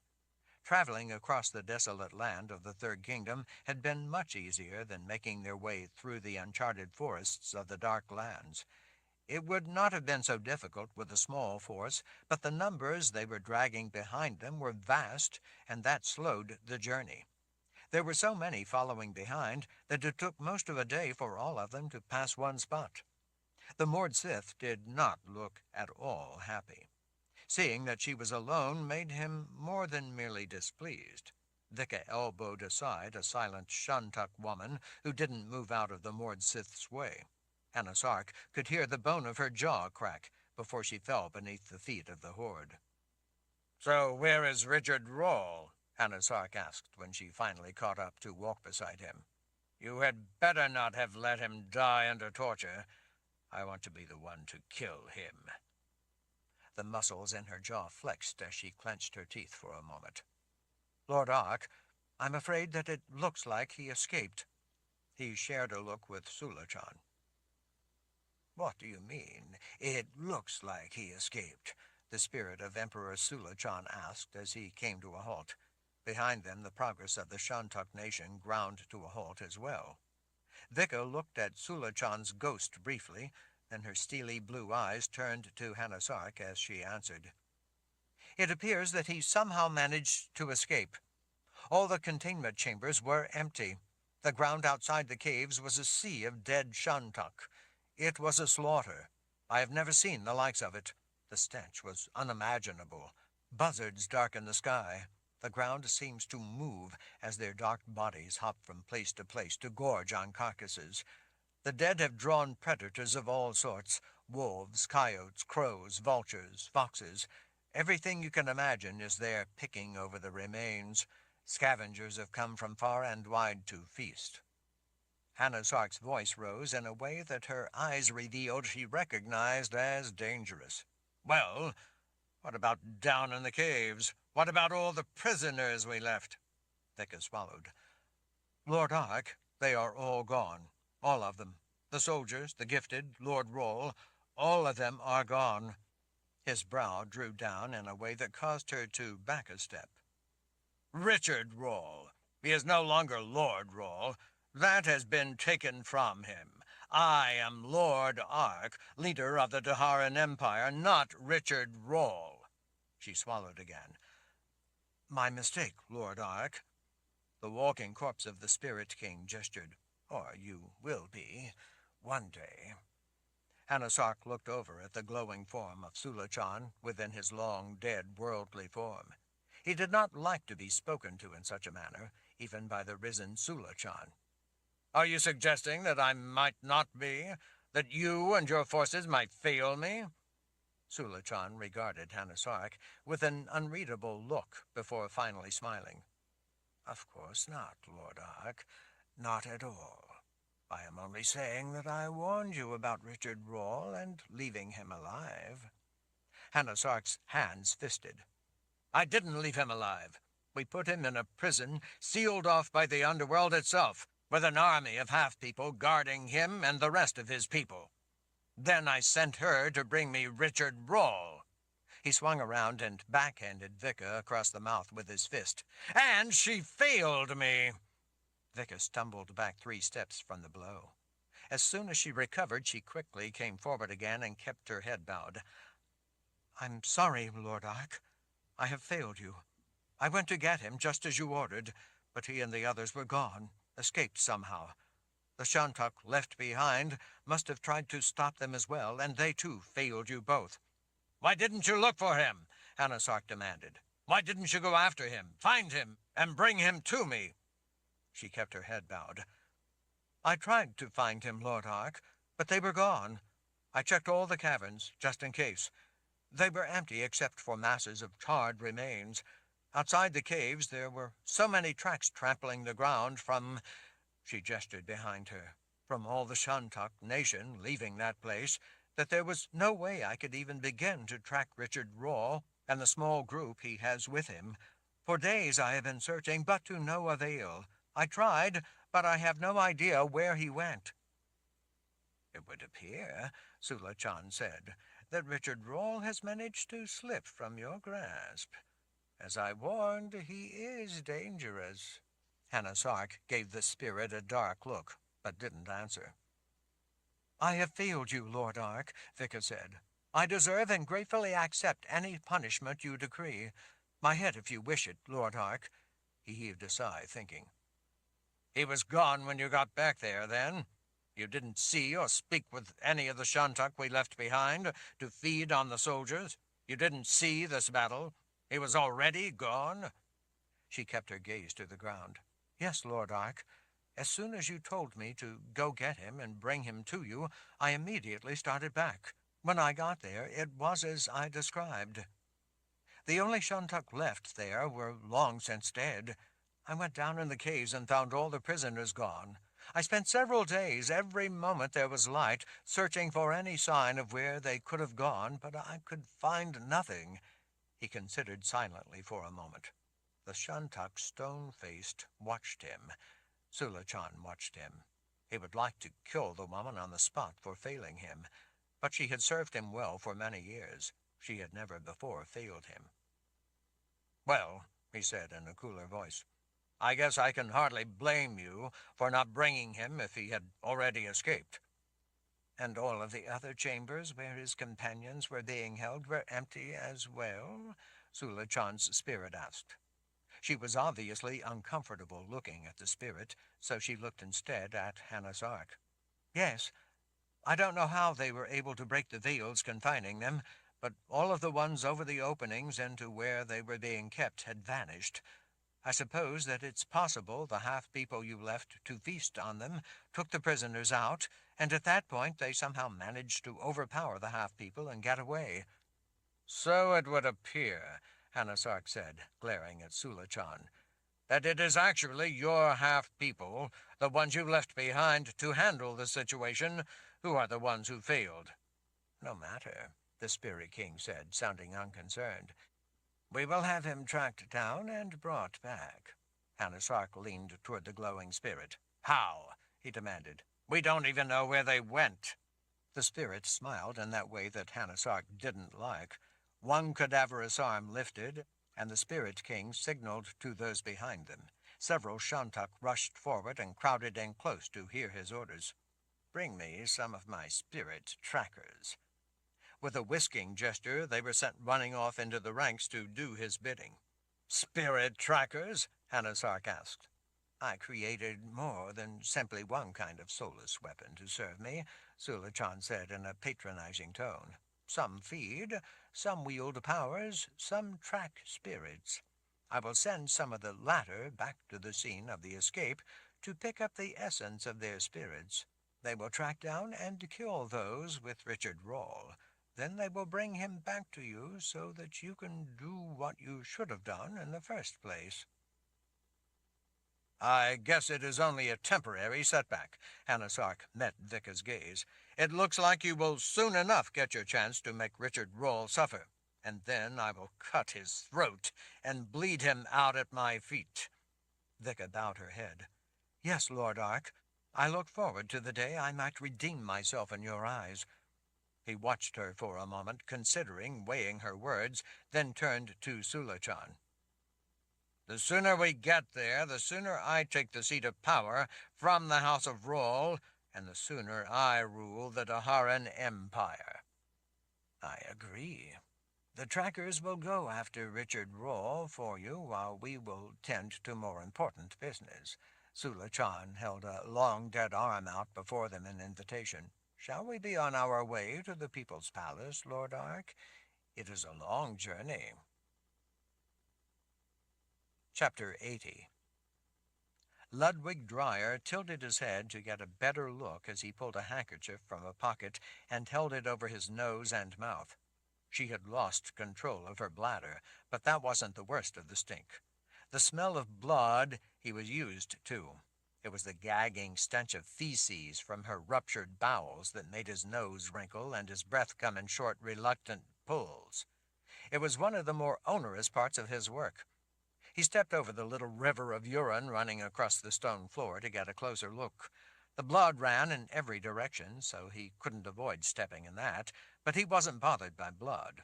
He had been up to his wrists in it often enough. It was all a necessary part of his important work. He twisted his head to the side a little more to get a better look at her face.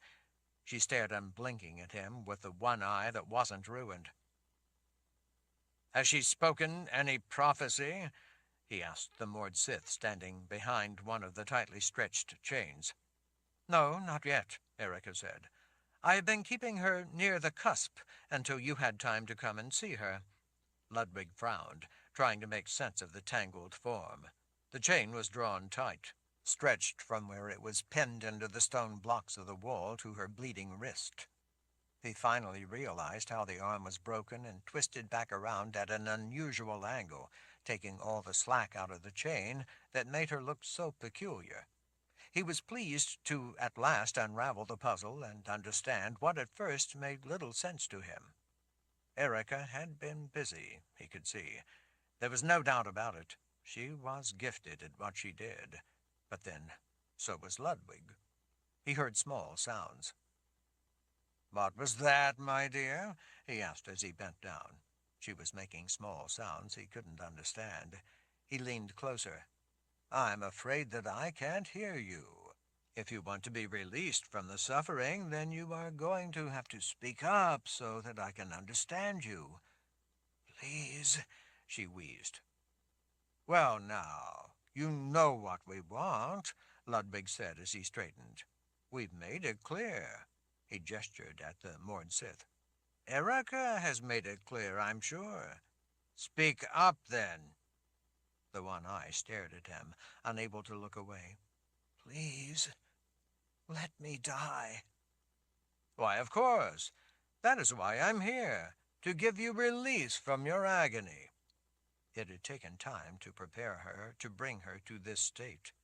It was not something that could be hurried or done with haste. Ludwig had learned over his years of study that patience yielded far better results than trying to force the issue.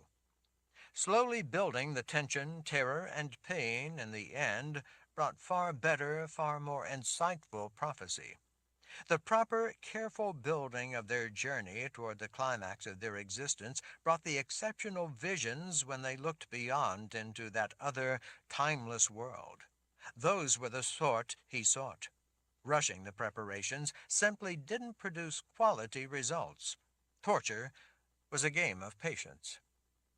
He knew from experience, and the work that had obviously been done on her, that what information she did give before he released her into death would be some of the better quality prophetic perception. He was culling details from the darkest depths of the netherworld. He expected great things this time. He could feel it. He had done this enough to know when the information was going to be special, to be important, to be meaningful. Such especially significant tellings never went to the bishop. Ludwig kept those kind to himself.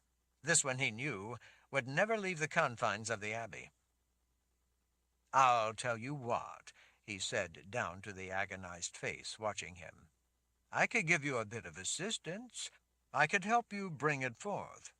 Would you like that?" "Yes, please, help me. Please help me." "That's why I'm here," he said with a smile. "I'm here to help. Afterwards, I will grant you what you want most." She was close. He knew she was. When she said nothing, he gestured to the moored Sith. Without delay, Erica pressed her aegil into the back of the woman's skull. She shuddered in agony. The chains rattled. Her mouth twisted as it opened. No scream could come out, no sound. Ludwig knew from experience that she was there, that she now hung between the world of life and the world of the dead. He knew that she was at last ready. She was now in that realm of the third kingdom. "You see it, don't you?" he asked intimately as he ran a hand tenderly over her hair. "You see that place beyond the veil?" The woman nodded as she trembled under his steady hand. "You will first give me prophecy from the dark place you see. As soon as you do that, I will grant your wish and release you to cross over to eternal peace. You would like to cross over, wouldn't you?" "Yes." He could almost taste the prophecy right there, hanging within her like fresh fruit for the picking. He would have it. The mother confessor had been correct when she had once told Ludwig that if he was the one who provided the prophecy that Hannah Sark needed to rule, then Hannah Sark wasn't really the one ruling. Ludwig Dreyer was. At the time, he hadn't given it much thought. But as he had thought about it, he had come to realize that she was more correct than he had at first given her credit for. He had always known that Hannah Sark was absorbed in his own work and distracted by his own goals, so he relied on the guidance of prophecy that Ludwig provided. Since that prophecy was carefully culled, it was, in reality, Ludwig's surreptitious, carefully groomed guidance. Ludwig told Hannah Sark only what Ludwig wanted him to know from beyond the veil. What the mother confessor had said that day had really cast it with crystal clarity. Ludwig was the hidden hand that moved the puppet. Hannah Sark, as powerful as he was, as talented, as clever as he was too insulated, too consumed with his own narrow obsessions to know how things in the wider world worked. He could not accomplish what he did without Ludwig's guidance. Ludwig had always planned on one day seizing that rule for himself. He was, after all, the architect behind much of the power Hannah Sark wielded, so who better to rule than he? Ludwig rightly should be the one to rule. It would require great care, though. In spite of everything else, Hannah Sark was a profoundly dangerous man. His occult abilities were not to be taken lightly. With a gesture from Ludwig, Erica removed her aegil from the back of the woman's head. She was ready. It was time. Ludwig bent close and pressed his fingers to the sides of her temples. He let the last necessary components of his own unique conjuring he himself had created, finally flow into the woman. It would give her the last part of what she needed in order to be able to provide what he sought. Her mouth hung open as she shook. Her one eye stared unblinking. He took his fingers away. She sagged. "Speak of what you see," he said in a voice edged with anticipation. "They come," she said in a hoarse voice. Chapter 81. Ludwig Dreyer straightened with a frown. This was not typically how prophecy sounded, but he knew from everything that had been properly done that it somehow was prophetic. "They come? Who comes?" "Those with teeth," the woman said in a hoarse, raw voice. "They come to devour you." Ludwig frowned. It was about the strangest prophecy he had ever heard. He had seen this phenomenon before. On rare occasion, rather than a distant prophecy, those he had prepared gave more of a vision of the immediate future, a telling of what they saw elsewhere in the world at that moment, of things about to take place. "Those with teeth?" "The unholy half-dead," she whispered. "They come." Ludwig made a face. "I don't understand." "He does." "He does? Who? What are you talking about? Who understands? And what exactly does he understand? You need to be more—" "He knows what you do, Ludwig Dreyer, and he knows that you will betray him. He is with a spirit from beyond the veil now, a spirit from the world I can now see into, a spirit who knows of your treachery. The Spirit King has told Hanasark what you do, what you have done, of your secret betrayals, and of what you plan to do. Hanasark knows of your deceptions and the things you keep from him, the lust you have in your heart for his rule. He knows, too, that in your vanity you have come to think of yourself as Lord Dreyer. He knows it all. The Spirit King has told him everything. Most of all, the Spirit King knows of your meddling in the underworld, his world. He and Hanasark have sent the Shantok, the half-people, to hunt the Abbey for your blood, to rip your heart out. For your treachery, he sent them to eat the flesh off your bones. They come. They come." Ludwig felt a trickle of sweat running down between his shoulder blades. He felt goosebumps on his arms and panic swelling in his heart.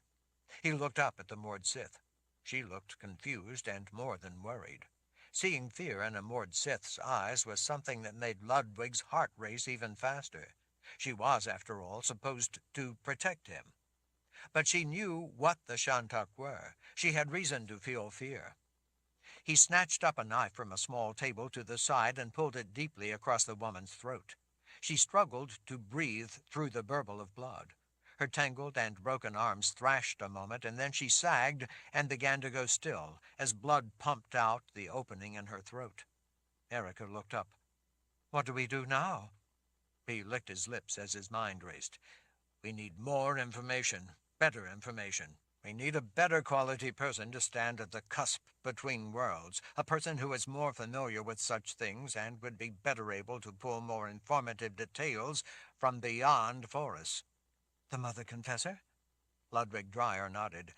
"Have you started the preparations on her?" "Yes, Abbot. I've been letting Otto, the eunuch, begin to prepare her, put her in pain.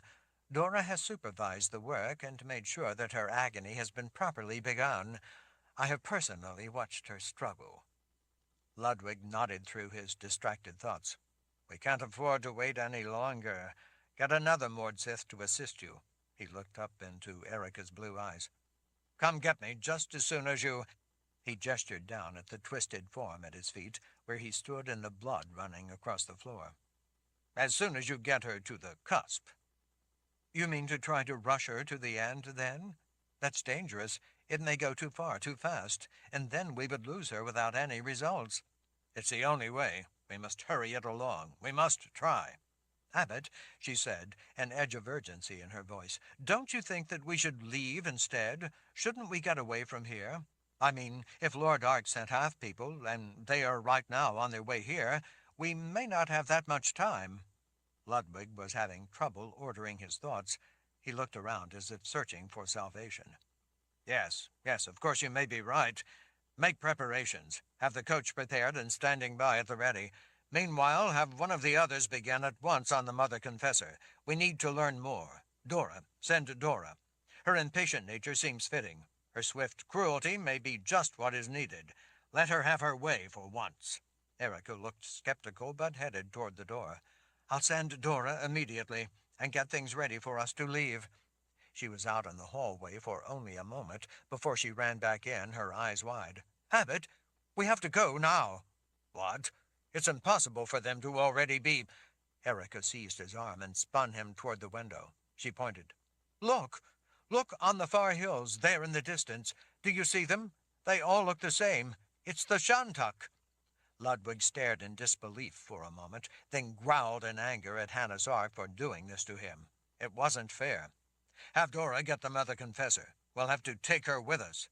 Erica grabbed his coat sleeve as he started to turn away. I don't think we can wait that long, she pointed out the window. Whitish figures poured down over the distant hills. They will be here soon. He ran his hand across his throat as he glanced out the window. You're right. He started toward the door. But the Mother Confessor is too valuable to leave behind. Don't take the time to explain it to Dora. Just tell her to get the Mother Confessor and bring her along. Tell her to hurry. That will still take time. Getting her unchained and down to the stables will take time. We would have to wait. You're right. He licked his lips. Tell her to bring the Mother Confessor to the Citadel in Saavedra. You and I will start out immediately. She can meet us there. What if she doesn't get out of here in time? He angrily waved off the question. What choice do we have? You and I have to get out of here now while we still can. If she makes it out, then she can join us. Erica looked relieved to hear that he wasn't going to wait on them. We're going to Saavedra, then? He charged out the door, Erica right behind him. I know what Hanasark wants. It has always been his ambition to overthrow the House of Roll. He has no love for Fajin province. He has bigger plans. Now that he has set events in motion, he will be headed to the People's Palace with the Shantuk Nation to seize power.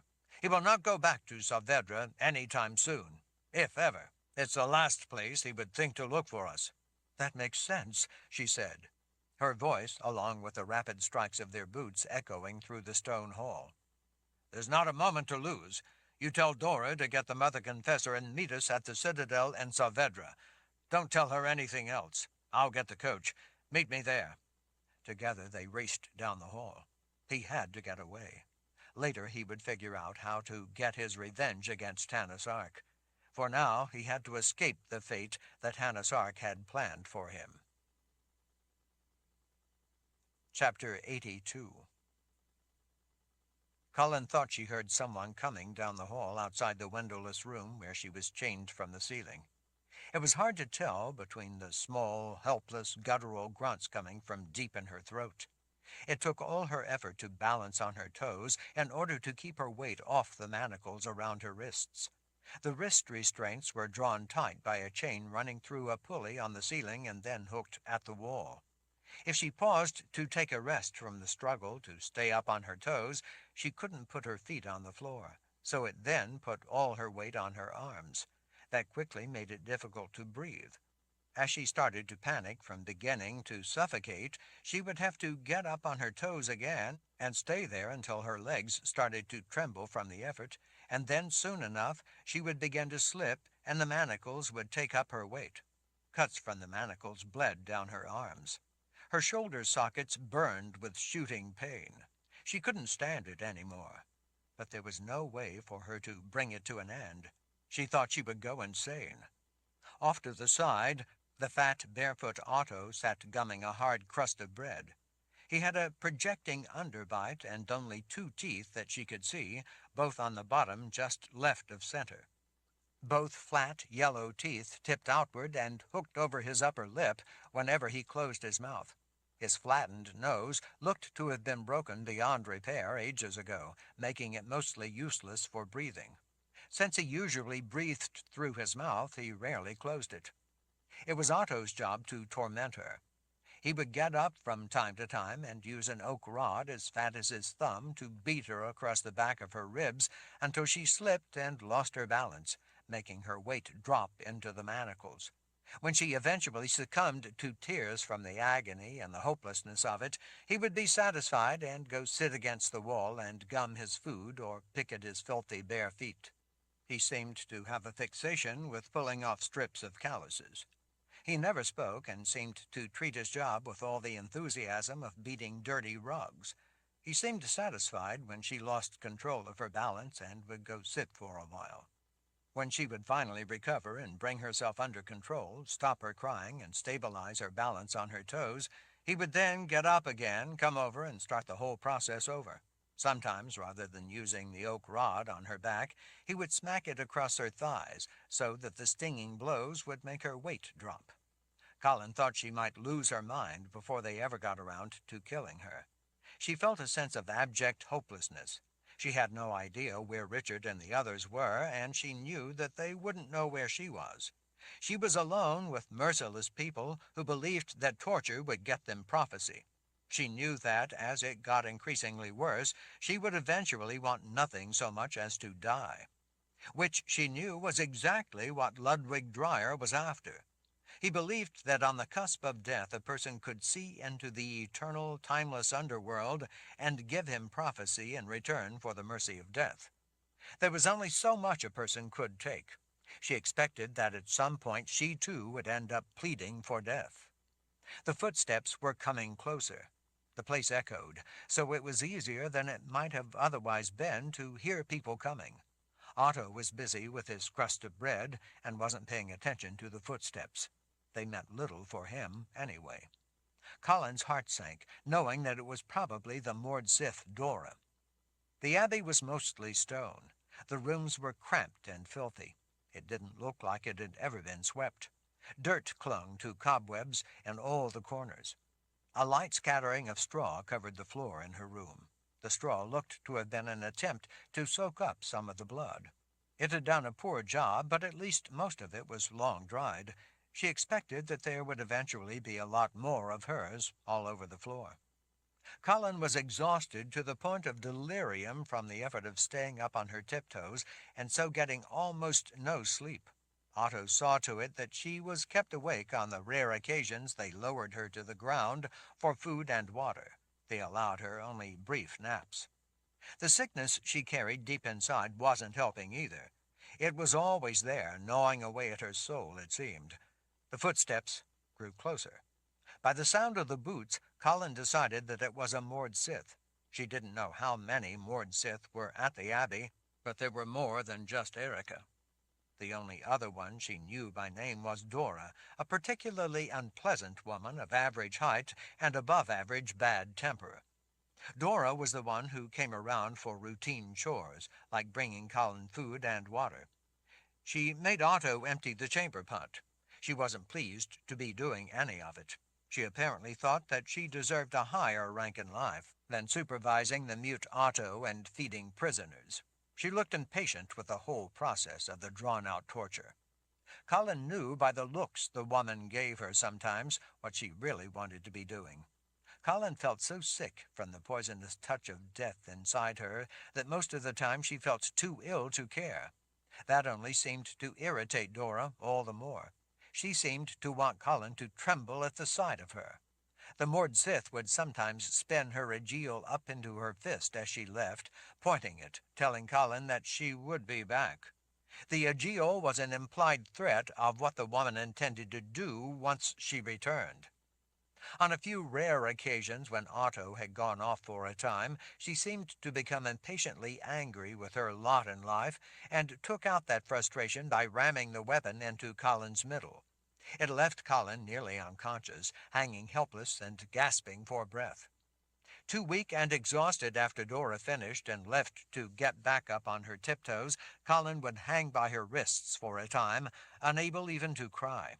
She could only think of how much she missed Richard, how much she wanted to be in his arms, how much she wanted to look into his gray eyes and see his smile.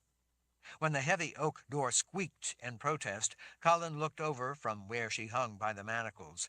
As the door was pulled open, she saw that, as expected, it was Dora in black leather.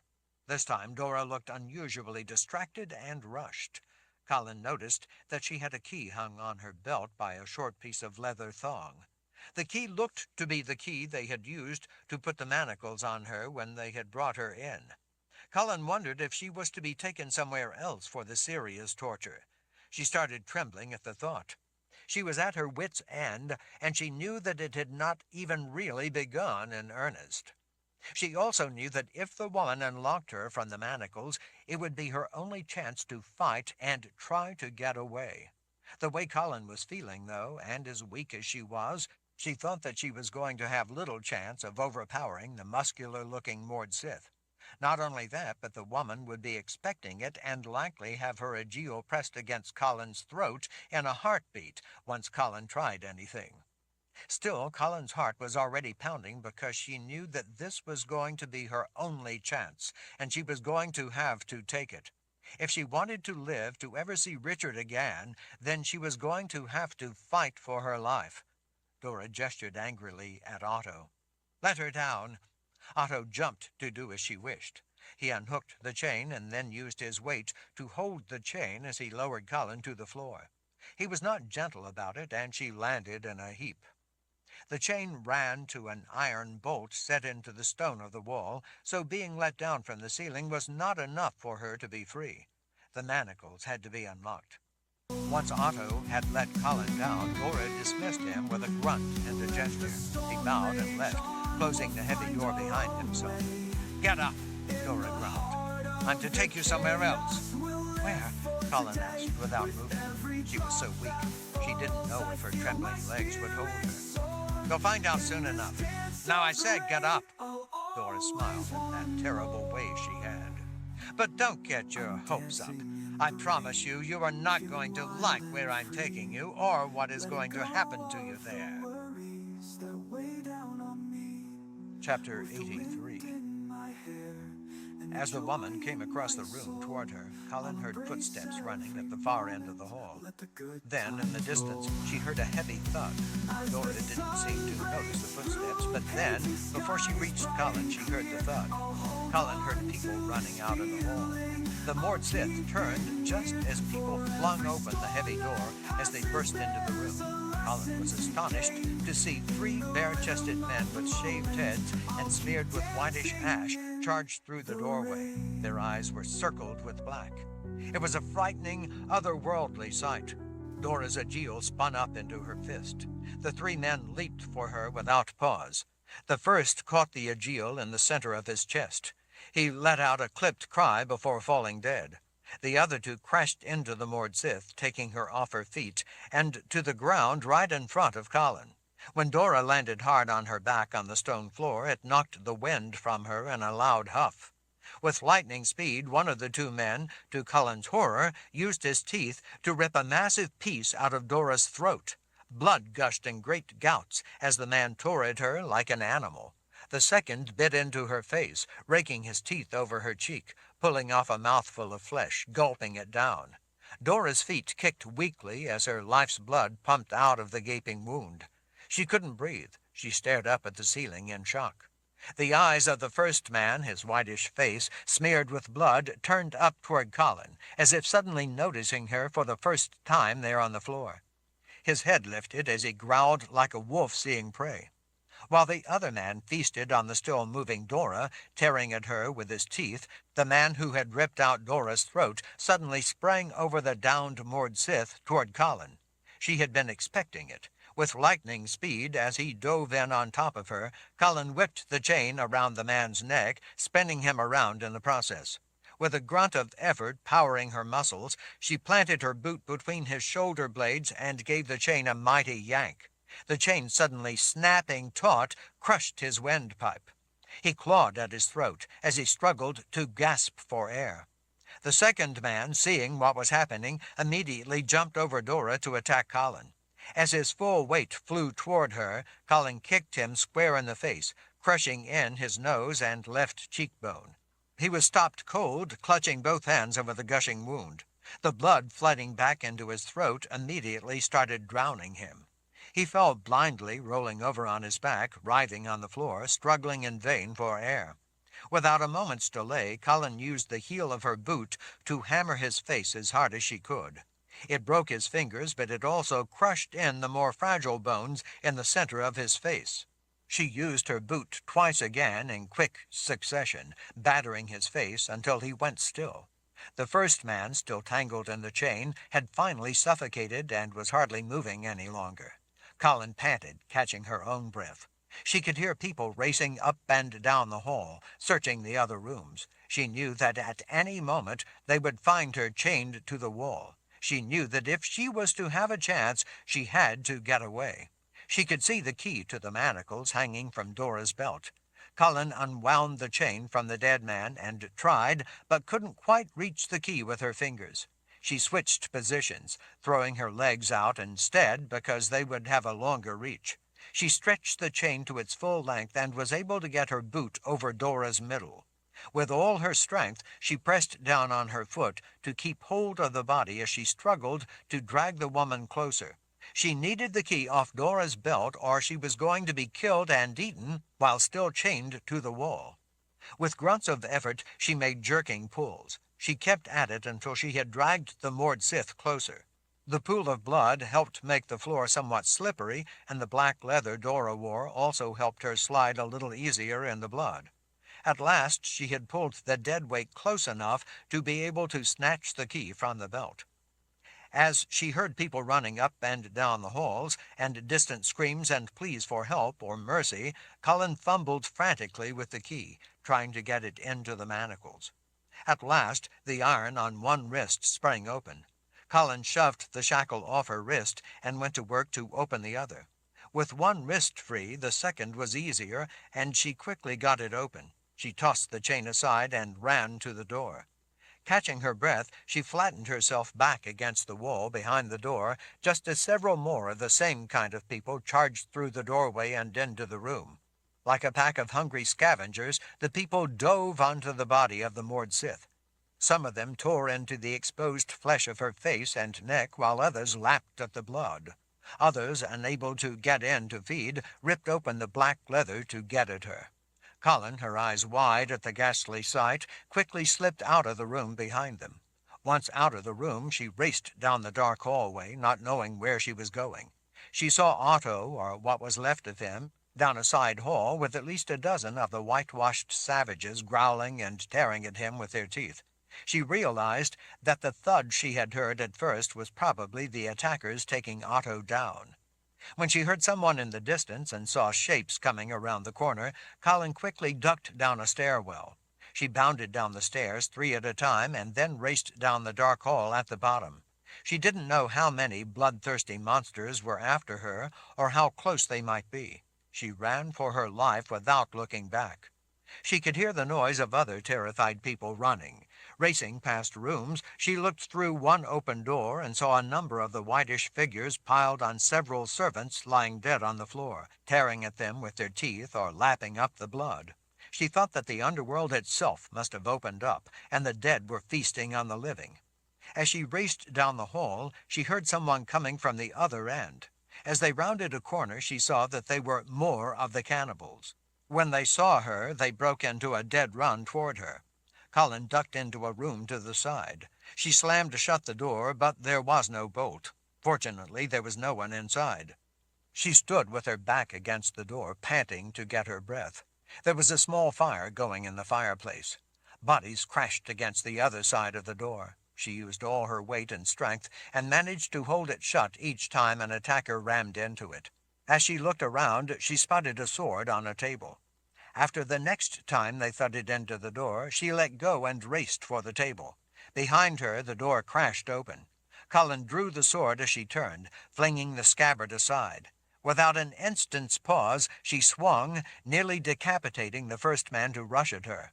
She spun out of the way of the next man, and as she came back around, she thrust the blade through his heart from behind. Colin had grown up learning how to use a sword, but it wasn't until Richard had given her lessons that she really became an expert with the weapon. Now, with the weapon in her hands, she felt that she at least had a fighting chance. She used all her skill and knowledge to desperately slash, hack, and stab the onslaught of attackers and defend herself. It wasn't as hard as it might have been because the men all rushing in at her were not armed, and they weren't trying to fight back. They only seemed to want to bite her, so the only weapon they used was their teeth. Still, there were too many of them. More were rushing into the room all the time. As they raced into the room, some fell over the bodies on the floor. Colin stabbed them as fast as she could. Between frantic slashes and stabs, she glanced over her shoulder at the window. The room was on the ground floor. Right after a particularly frenzied hacking attack to drive the men back, when she had a brief opening before they piled in at her again, she turned and raced across the room. She dove feet first through the window. Fortunately, the two side-hinged halves of the window flew open rather than the glass breaking and slashing her. She landed hard and rolled across the ground. As she sprang to her feet, she saw the ashen people pouring like a flood out through the window. Others prowling the grounds outside saw her come out of the building and joined in the pursuit. There was no way she could fight them all. Colin turned and ran. The enemy was right on her heels. Chapter 84.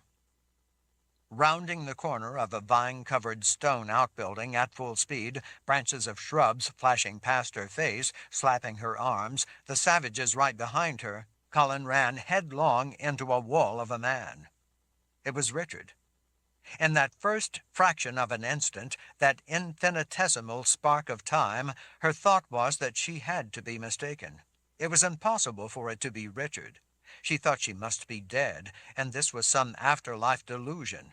In that spark of time, she was heartbroken and crushed because she thought that she had to be wrong. In the second infinitesimal spark of time, she knew that it was real. As impossible as it was real. Richard had his sword out. She could see the magic of its rage in his gray eyes. Without pause, as Colin crashed into him, he smoothly circled a powerful arm around her waist, lifted her around behind him, set her down, and as he turned back, beheaded the first man to run in toward him. The moment of seeing him, of realizing that it was really him, seemed frozen in time to her. None of it made any sense. The whole world didn't seem to make sense. Being attacked by savage cannibals didn't make any sense. But then in that fraction of a second, that spark of time, they shared a look, and she knew that nothing else mattered. Richard was there. The rest of the horde descended in on him before the severed head had hit the ground, and then the killing began in earnest. Colin knew enough to stay out of the way of his blade when he had it out. She turned and cut down one of the pale savages to the side, a woman. As the half-naked people with the black-painted eyes rushed in at her, she drove her sword through some of them, and as she drew it back, slashed others. As Colin struck, thrusting her blade through a man, Kara threw an arm around Colin's waist and pulled her back out of the way of the rushing men. The Mord Sith, with a knife in each hand, turned back to the savages and used both her blades whenever one of the ashen figures got close enough. Against their skin, smeared with chalky coloring, blood looked all the more shocking. It had seemed forever since she ran into Richard, but Colin knew that it actually had only been mere seconds. Suddenly, within those seconds, men of the first file flooded in all around Colin, shielding her, protecting her from the onslaught of the attackers smeared with white. Kara pressed in close beside her as well, protecting her from any of the strange brutes. And then, in the next second, the ground shook with the thunderous roar of wizard's fire. She saw a fierce inferno splash down across the hillside, the liquid fire spilling out over dozens of the chalky figures, turning them to black ash amid the blinding white-orange blaze. At the same time, a dozen men of the first file, led by Niki, charged into the stone building, going after the cannibals still inside. The abbey was 3 stories tall, and from what Colin had seen when she was in there, the place was filled with attackers. She could hear the sounds of the battle that raged beyond the stone walls. Those idyllic-looking walls, set in among oak trees and covered with vines, looked ancient. Had Colin not known what the place was, or what went on there at the hands of Ludwig Dryer and his Mord Sith, she might have thought it a picturesque place. As it was anything but. It was a slaughterhouse. Thumps of impacts came from inside the abbey as the half-naked, painted men were hunted down, while outside, out in the open, the attackers coming for Richard and other men met lethal steel, and Zed cast a deadly inferno of wizard's fire across the hillside, incinerating the strange figures as they continued to charge in, oblivious of the danger. And then, almost as soon as it began, the attack seemed to be over. There were no more of the ashen figures standing. Their bodies lay everywhere, bloody, with terrible gaping wounds and missing limbs or heads. Richard, panting from the fierce effort, sword dripping in blood and gripped tightly in his right fist, swept his free arm around Colin, pulling her in close to him, laying his head over the top of hers in silent, wordless gratitude at having her with him and safe. She couldn't remember ever feeling such a sense of relief. Only now that it was over, only after she was done fighting for her life, done running for her life, did she feel her hands begin to shake. It was over. Relief washed through her. She was safe. Richard was safe. Zed rushed in as she started sinking toward the ground. Richard helped ease her down. Although she tried giving him a smile, Zed wasn't interested in returning it. He instead pressed his fingers to her forehead. She knew what he was checking. She could feel the tingle of gift flowing into her. A black-haired girl ran up and leaned in beside Zed, looking down at her.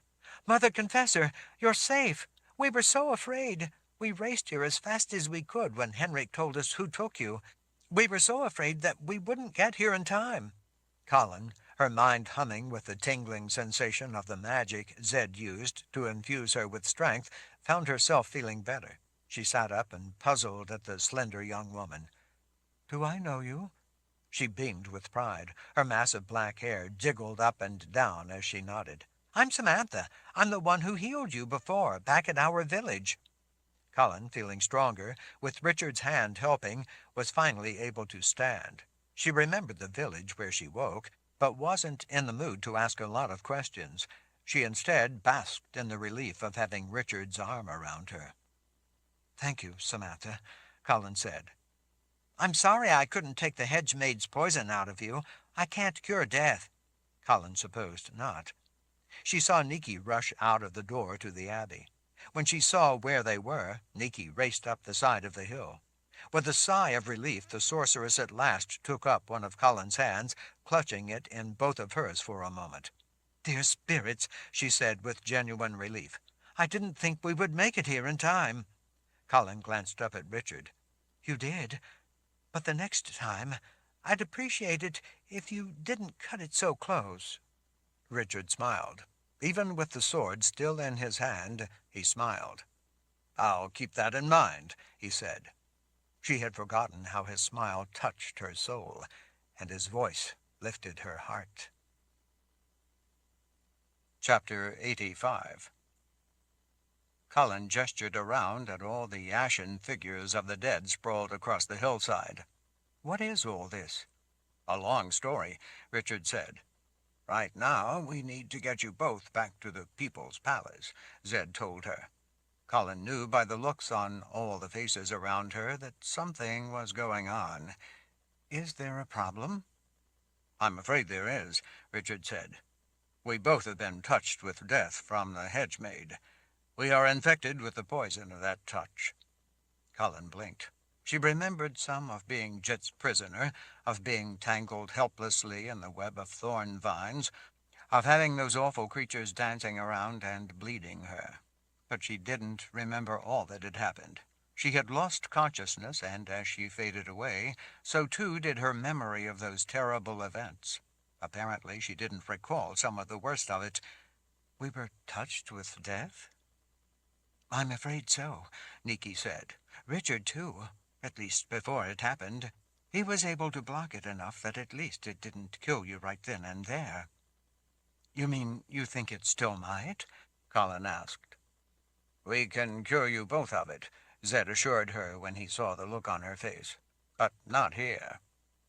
You need to know the truth of how serious it still is, Nikki said with brutal honesty. You both carry death within you. You need to know that if we don't get death's touch out of you, you both will die. We can do that, but only in a containment field. The Garden of Life, Colin suggested. Zed and Nikki both smiled as they nodded. Colin was relieved that at least they had a solution. She could see why they were eager to get back to the palace. Now she was eager as well. Lord Rawle, one of the men of the first file, called out as he ran up to them. There are stables here. He pointed off to a building beyond the shade of some oaks. It looks like a few of the horses are gone, but there are still others, and there is a carriage as well. Zed heaved a sigh of relief. Good. That will help get us back quicker, and save their strength. We need to leave at once. Did you find the abbot? Richard asked Nikki. She shook her head. It looks like he's gone. I would guess that he's been gone for a while now. He's probably the one who took the horses, the soldier said. Richard's jaw clenched. We need to go after him. No, we don't need to go after him, Nikki said in the kind of voice that prevented even Richard from thinking about arguing. She swept a finger around at everyone there. And neither do any of these men. I want them all with us. I want as much protection as possible. I agree, Kara said. They all stay with us. Colin sensed something else was wrong. Despite their having just won a battle, there was a shadow of something over the assembled group. Colin didn't know what it could be. She thought Kara's voice especially sounded a bit somber. Nikki nodded her agreement. You know what happened the last time we were attacked. We had more men then, and we were still overrun and taken captive. We can't let that happen again. Being in the hands of those half-people once was one too many times. Half-people? Colin said. Everyone ignored the question.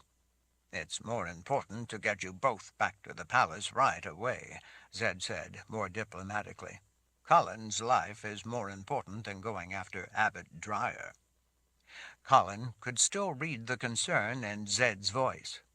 At the mention of the importance of Colin's well-being, she could see the tension go out of Richard's muscles as he let his anger over Ludwig Dryer go. Up until that point, he had been in a fighting mood.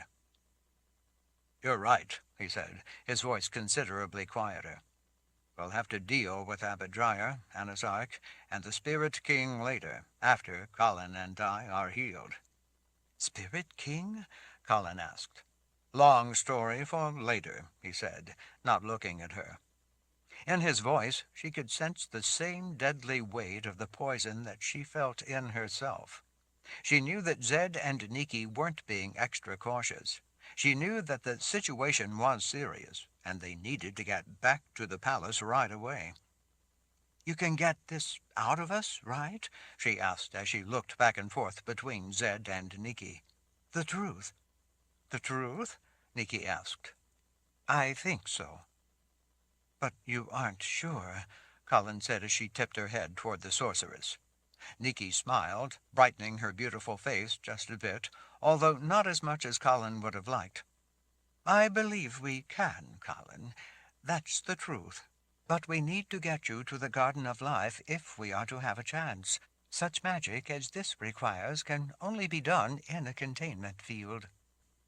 Colin didn't like the sound of that, but she was glad that she and Richard were in the hands of the best. There was no one other than Zed and Nikki she would rather have healing them. Richard sighed. I suppose the Omen machine will be pleased to have me back, and I'm sure it will have a lot to say about all this, he said half to himself, as he finally sheathed his sword. It did, after all, give me the key to saving Colin from the hedge-maid, so it seems like it knows something about what's going on. I need to find out what it knows. He let out another sigh. At least, before I have to end prophecy. Zed leaned in, his bushy white eyebrows drawing together. And prophecy? What are you talking about, my boy? Richard waved dismissively. As he did, Colin saw a ring on his right hand that she had never seen before. Long story for later, he told his grandfather. The mysterious ring had a grace on it. Richard, she said, reaching out and running a finger over the ancient symbol on the ring. Where did this come from? Richard gave her the oddest look. From a distant ancestor of yours. What are you talking about? He waved off the question. Part of the long story for later. If I survive this touch of death and live long enough, if I can even be cured of it. Nicky laid a hand on Colin's arm and smiled warmly. I didn't mean to frighten you. It's serious, and I don't want to fool you and say it's not, but I'm confident that I can take care of it. You will both be fine. Colin nodded, feeling a bit better, but still sensing the odd mood. All right, Richard said. We need to see to that cure. He turned to the soldiers. Get the horses ready and let's head back to the palace. Won't be too soon for me, one of them said. I've had enough of the Dark Lands to last me a lifetime. I'd have to agree with that, Richard said as they started for the stables. We'll be home before you know it, Zed said with a reassuring smile back over his shoulder as he stepped out to lead the way for Richard and Colin. Colin thought the smile looked forced. Richard, Colin whispered as she leaned close to him, what's wrong with Kara? She looks, I don't know. She doesn't look right. Something is wrong. What is it? She glanced around at the soldiers of the first file. And where's Ben? Shouldn't he be here? Richard's face paled. We lost Ben. Colin felt like the ground fell out from under her. She suddenly understood the uneasy, unspoken feeling she was picking up from everyone. What? Gaze downcast, Richard swallowed. I tried. We all tried. We couldn't. A lump rising in her throat, Colin turned and ran to Kara, taking hold of her arms to stop the woman. Kara! Looking into those blue eyes, Colin couldn't speak past that lump in her throat. Kara nodded knowingly, her lip trembling just a little. She put her hand on the back of Colin's head and pulled it against her shoulder. He gave his life to protect us, Kara said. It was what he would have wanted. I'm proud of him. Me too, Colin said through her tears. Dear spirits, please protect him now. Chapter 86. Richard, off by himself, leaned back against the coarse face of a small outcropping of granite ledge, watching the small campfire in the distance. He could make out the shapes of the sleeping men. The light from the fire reflected up on a short, protective wall of rock nearby and up against the bottoms of the broad limbs of pines, towering all around them. The smell of the fire's smoke and the popping of the wood as it burned were comfortingly familiar, even if these woods and this dark land weren't. The moon was hidden behind a thick overcast, but at least it had stopped raining. The cloud cover, though, made it the darkest of nights. Such nights were always disquieting. They always made him feel like he was being watched from the darkness. Richard was standing watch. Everyone, of course, had objected. He had overruled them. He wanted to be alone. Richard was relieved to be headed back to the People's Palace at last, to say nothing of having Colin and most of his friends safe. He didn't know what they were going to do about the Spirit King that Hannes Ark had called back from the world of the dead. He didn't know what they were going to do about the barrier to the Third Kingdom being down and all the half-people and walking dead being loose. He didn't know what Hannes Ark was up to either, but he knew it couldn't be anything good. And he certainly didn't know how he was supposed to end prophecy. Maybe the Omen Machine, buried for millennia under the Garden of Life, would have an answer to that question. An odd thought, that. A machine devoted to prophecy, maybe being able to tell him how to end its purpose for existing.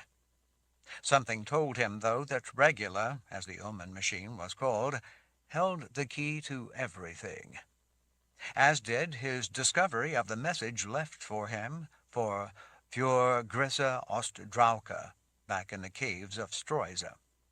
It was all too much to be a coincidence. He supposed that after they got back, and Nikki and Zed were finally able to heal him and Colin, he would have a chance to figure it out.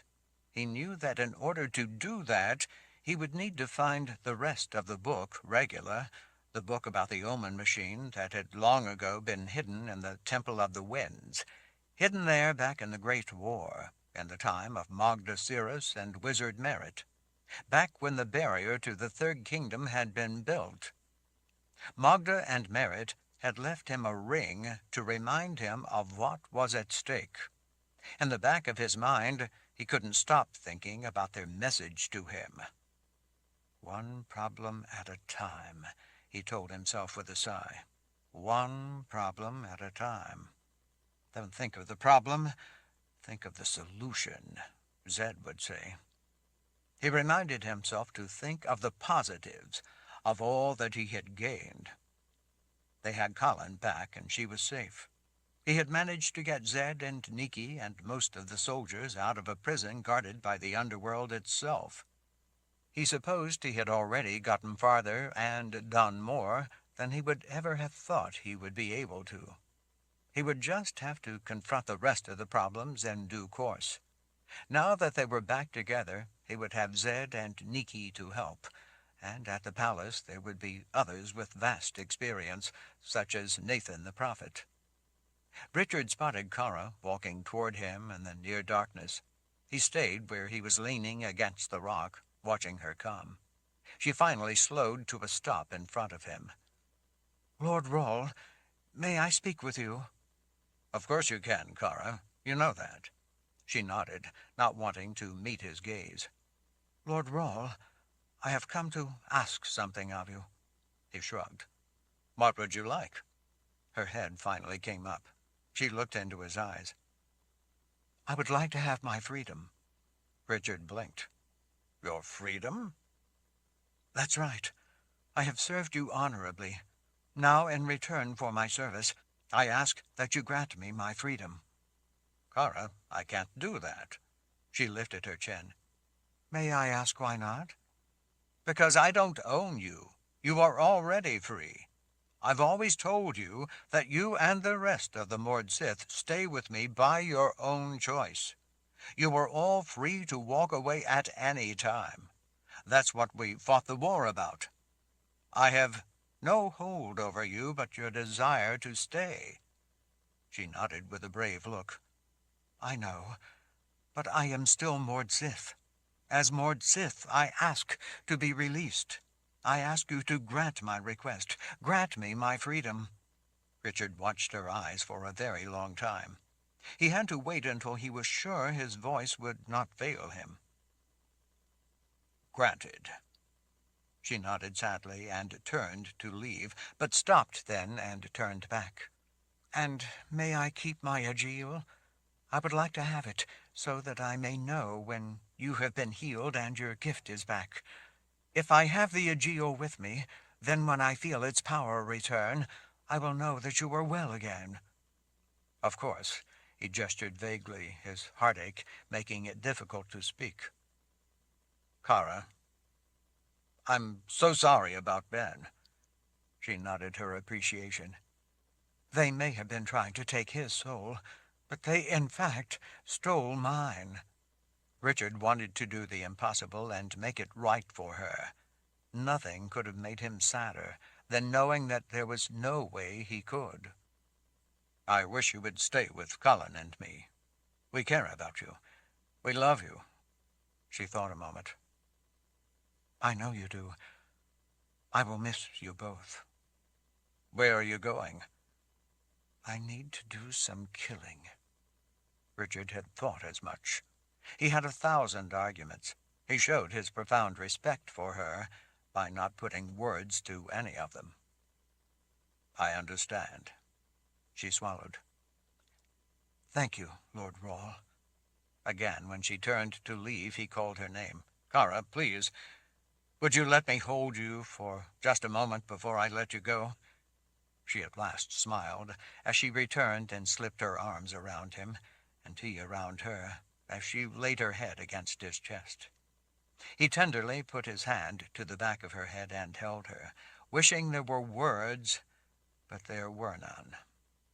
When she finally separated from him, Colin was standing there. Without saying anything, Colin took Cora into her arms, hugging her silently for a long moment. "He was a dear, dear man, Cora, and he will be greatly missed," Colin whispered in a broken voice when they separated. "Thank you, Mother Confessor." She took a hand of each then. "You both have been the greatest thing in my life, other than my brass buttons. Ben, I love you both." She released their hands and wiped the tears from her eyes, then wiped her palms on her hips. "It will be light soon. Get an early start. I want both of you to get back to the palace so you can be healed," she smiled. "Maybe I will see you again. You never know." "Your home is with us," Richard said. "It will always be waiting for you." "Thank you," she said with a nod, and turned away. Colin leaned against Richard as they watched her walk away. "I love her too much to keep her from leaving," Richard whispered, half to Colin and half to himself, his heart breaking as he watched her melting into the night. There were 1,000 things he wanted to say to Cora. He loved her too much to say any of them. "I know," Colin said, choked with tears. "Me too. Do you think she'll be back?" "Anything is possible," Richard said as he put his arm around Colin's shoulders. "Do you think she'll be safe by herself?" Richard had seen that Cora had a steel knife on one hip and the shantuk stone knife for putting down the dead on the other. "Oh, I don't think Cora is the one who needs to be worried," Richard sighed and gazed down at Colin. "Well, it's going to be light soon. I think we should get all of our gear collected, the horses saddled, and be on our way. The sooner we get to the palace, the sooner Zed and Niki will be done meddling with us." He saw a smile overcome her in spite of herself. "I would have to agree with that, Lord Rawle." She hugged him then. "It will be good to get home." "Cora will come home too. I know she will." Her beautiful green eyes turned to look up at him. "Promise?" Richard could only smile and answer. End of The Third Kingdom by Terry Goodkind.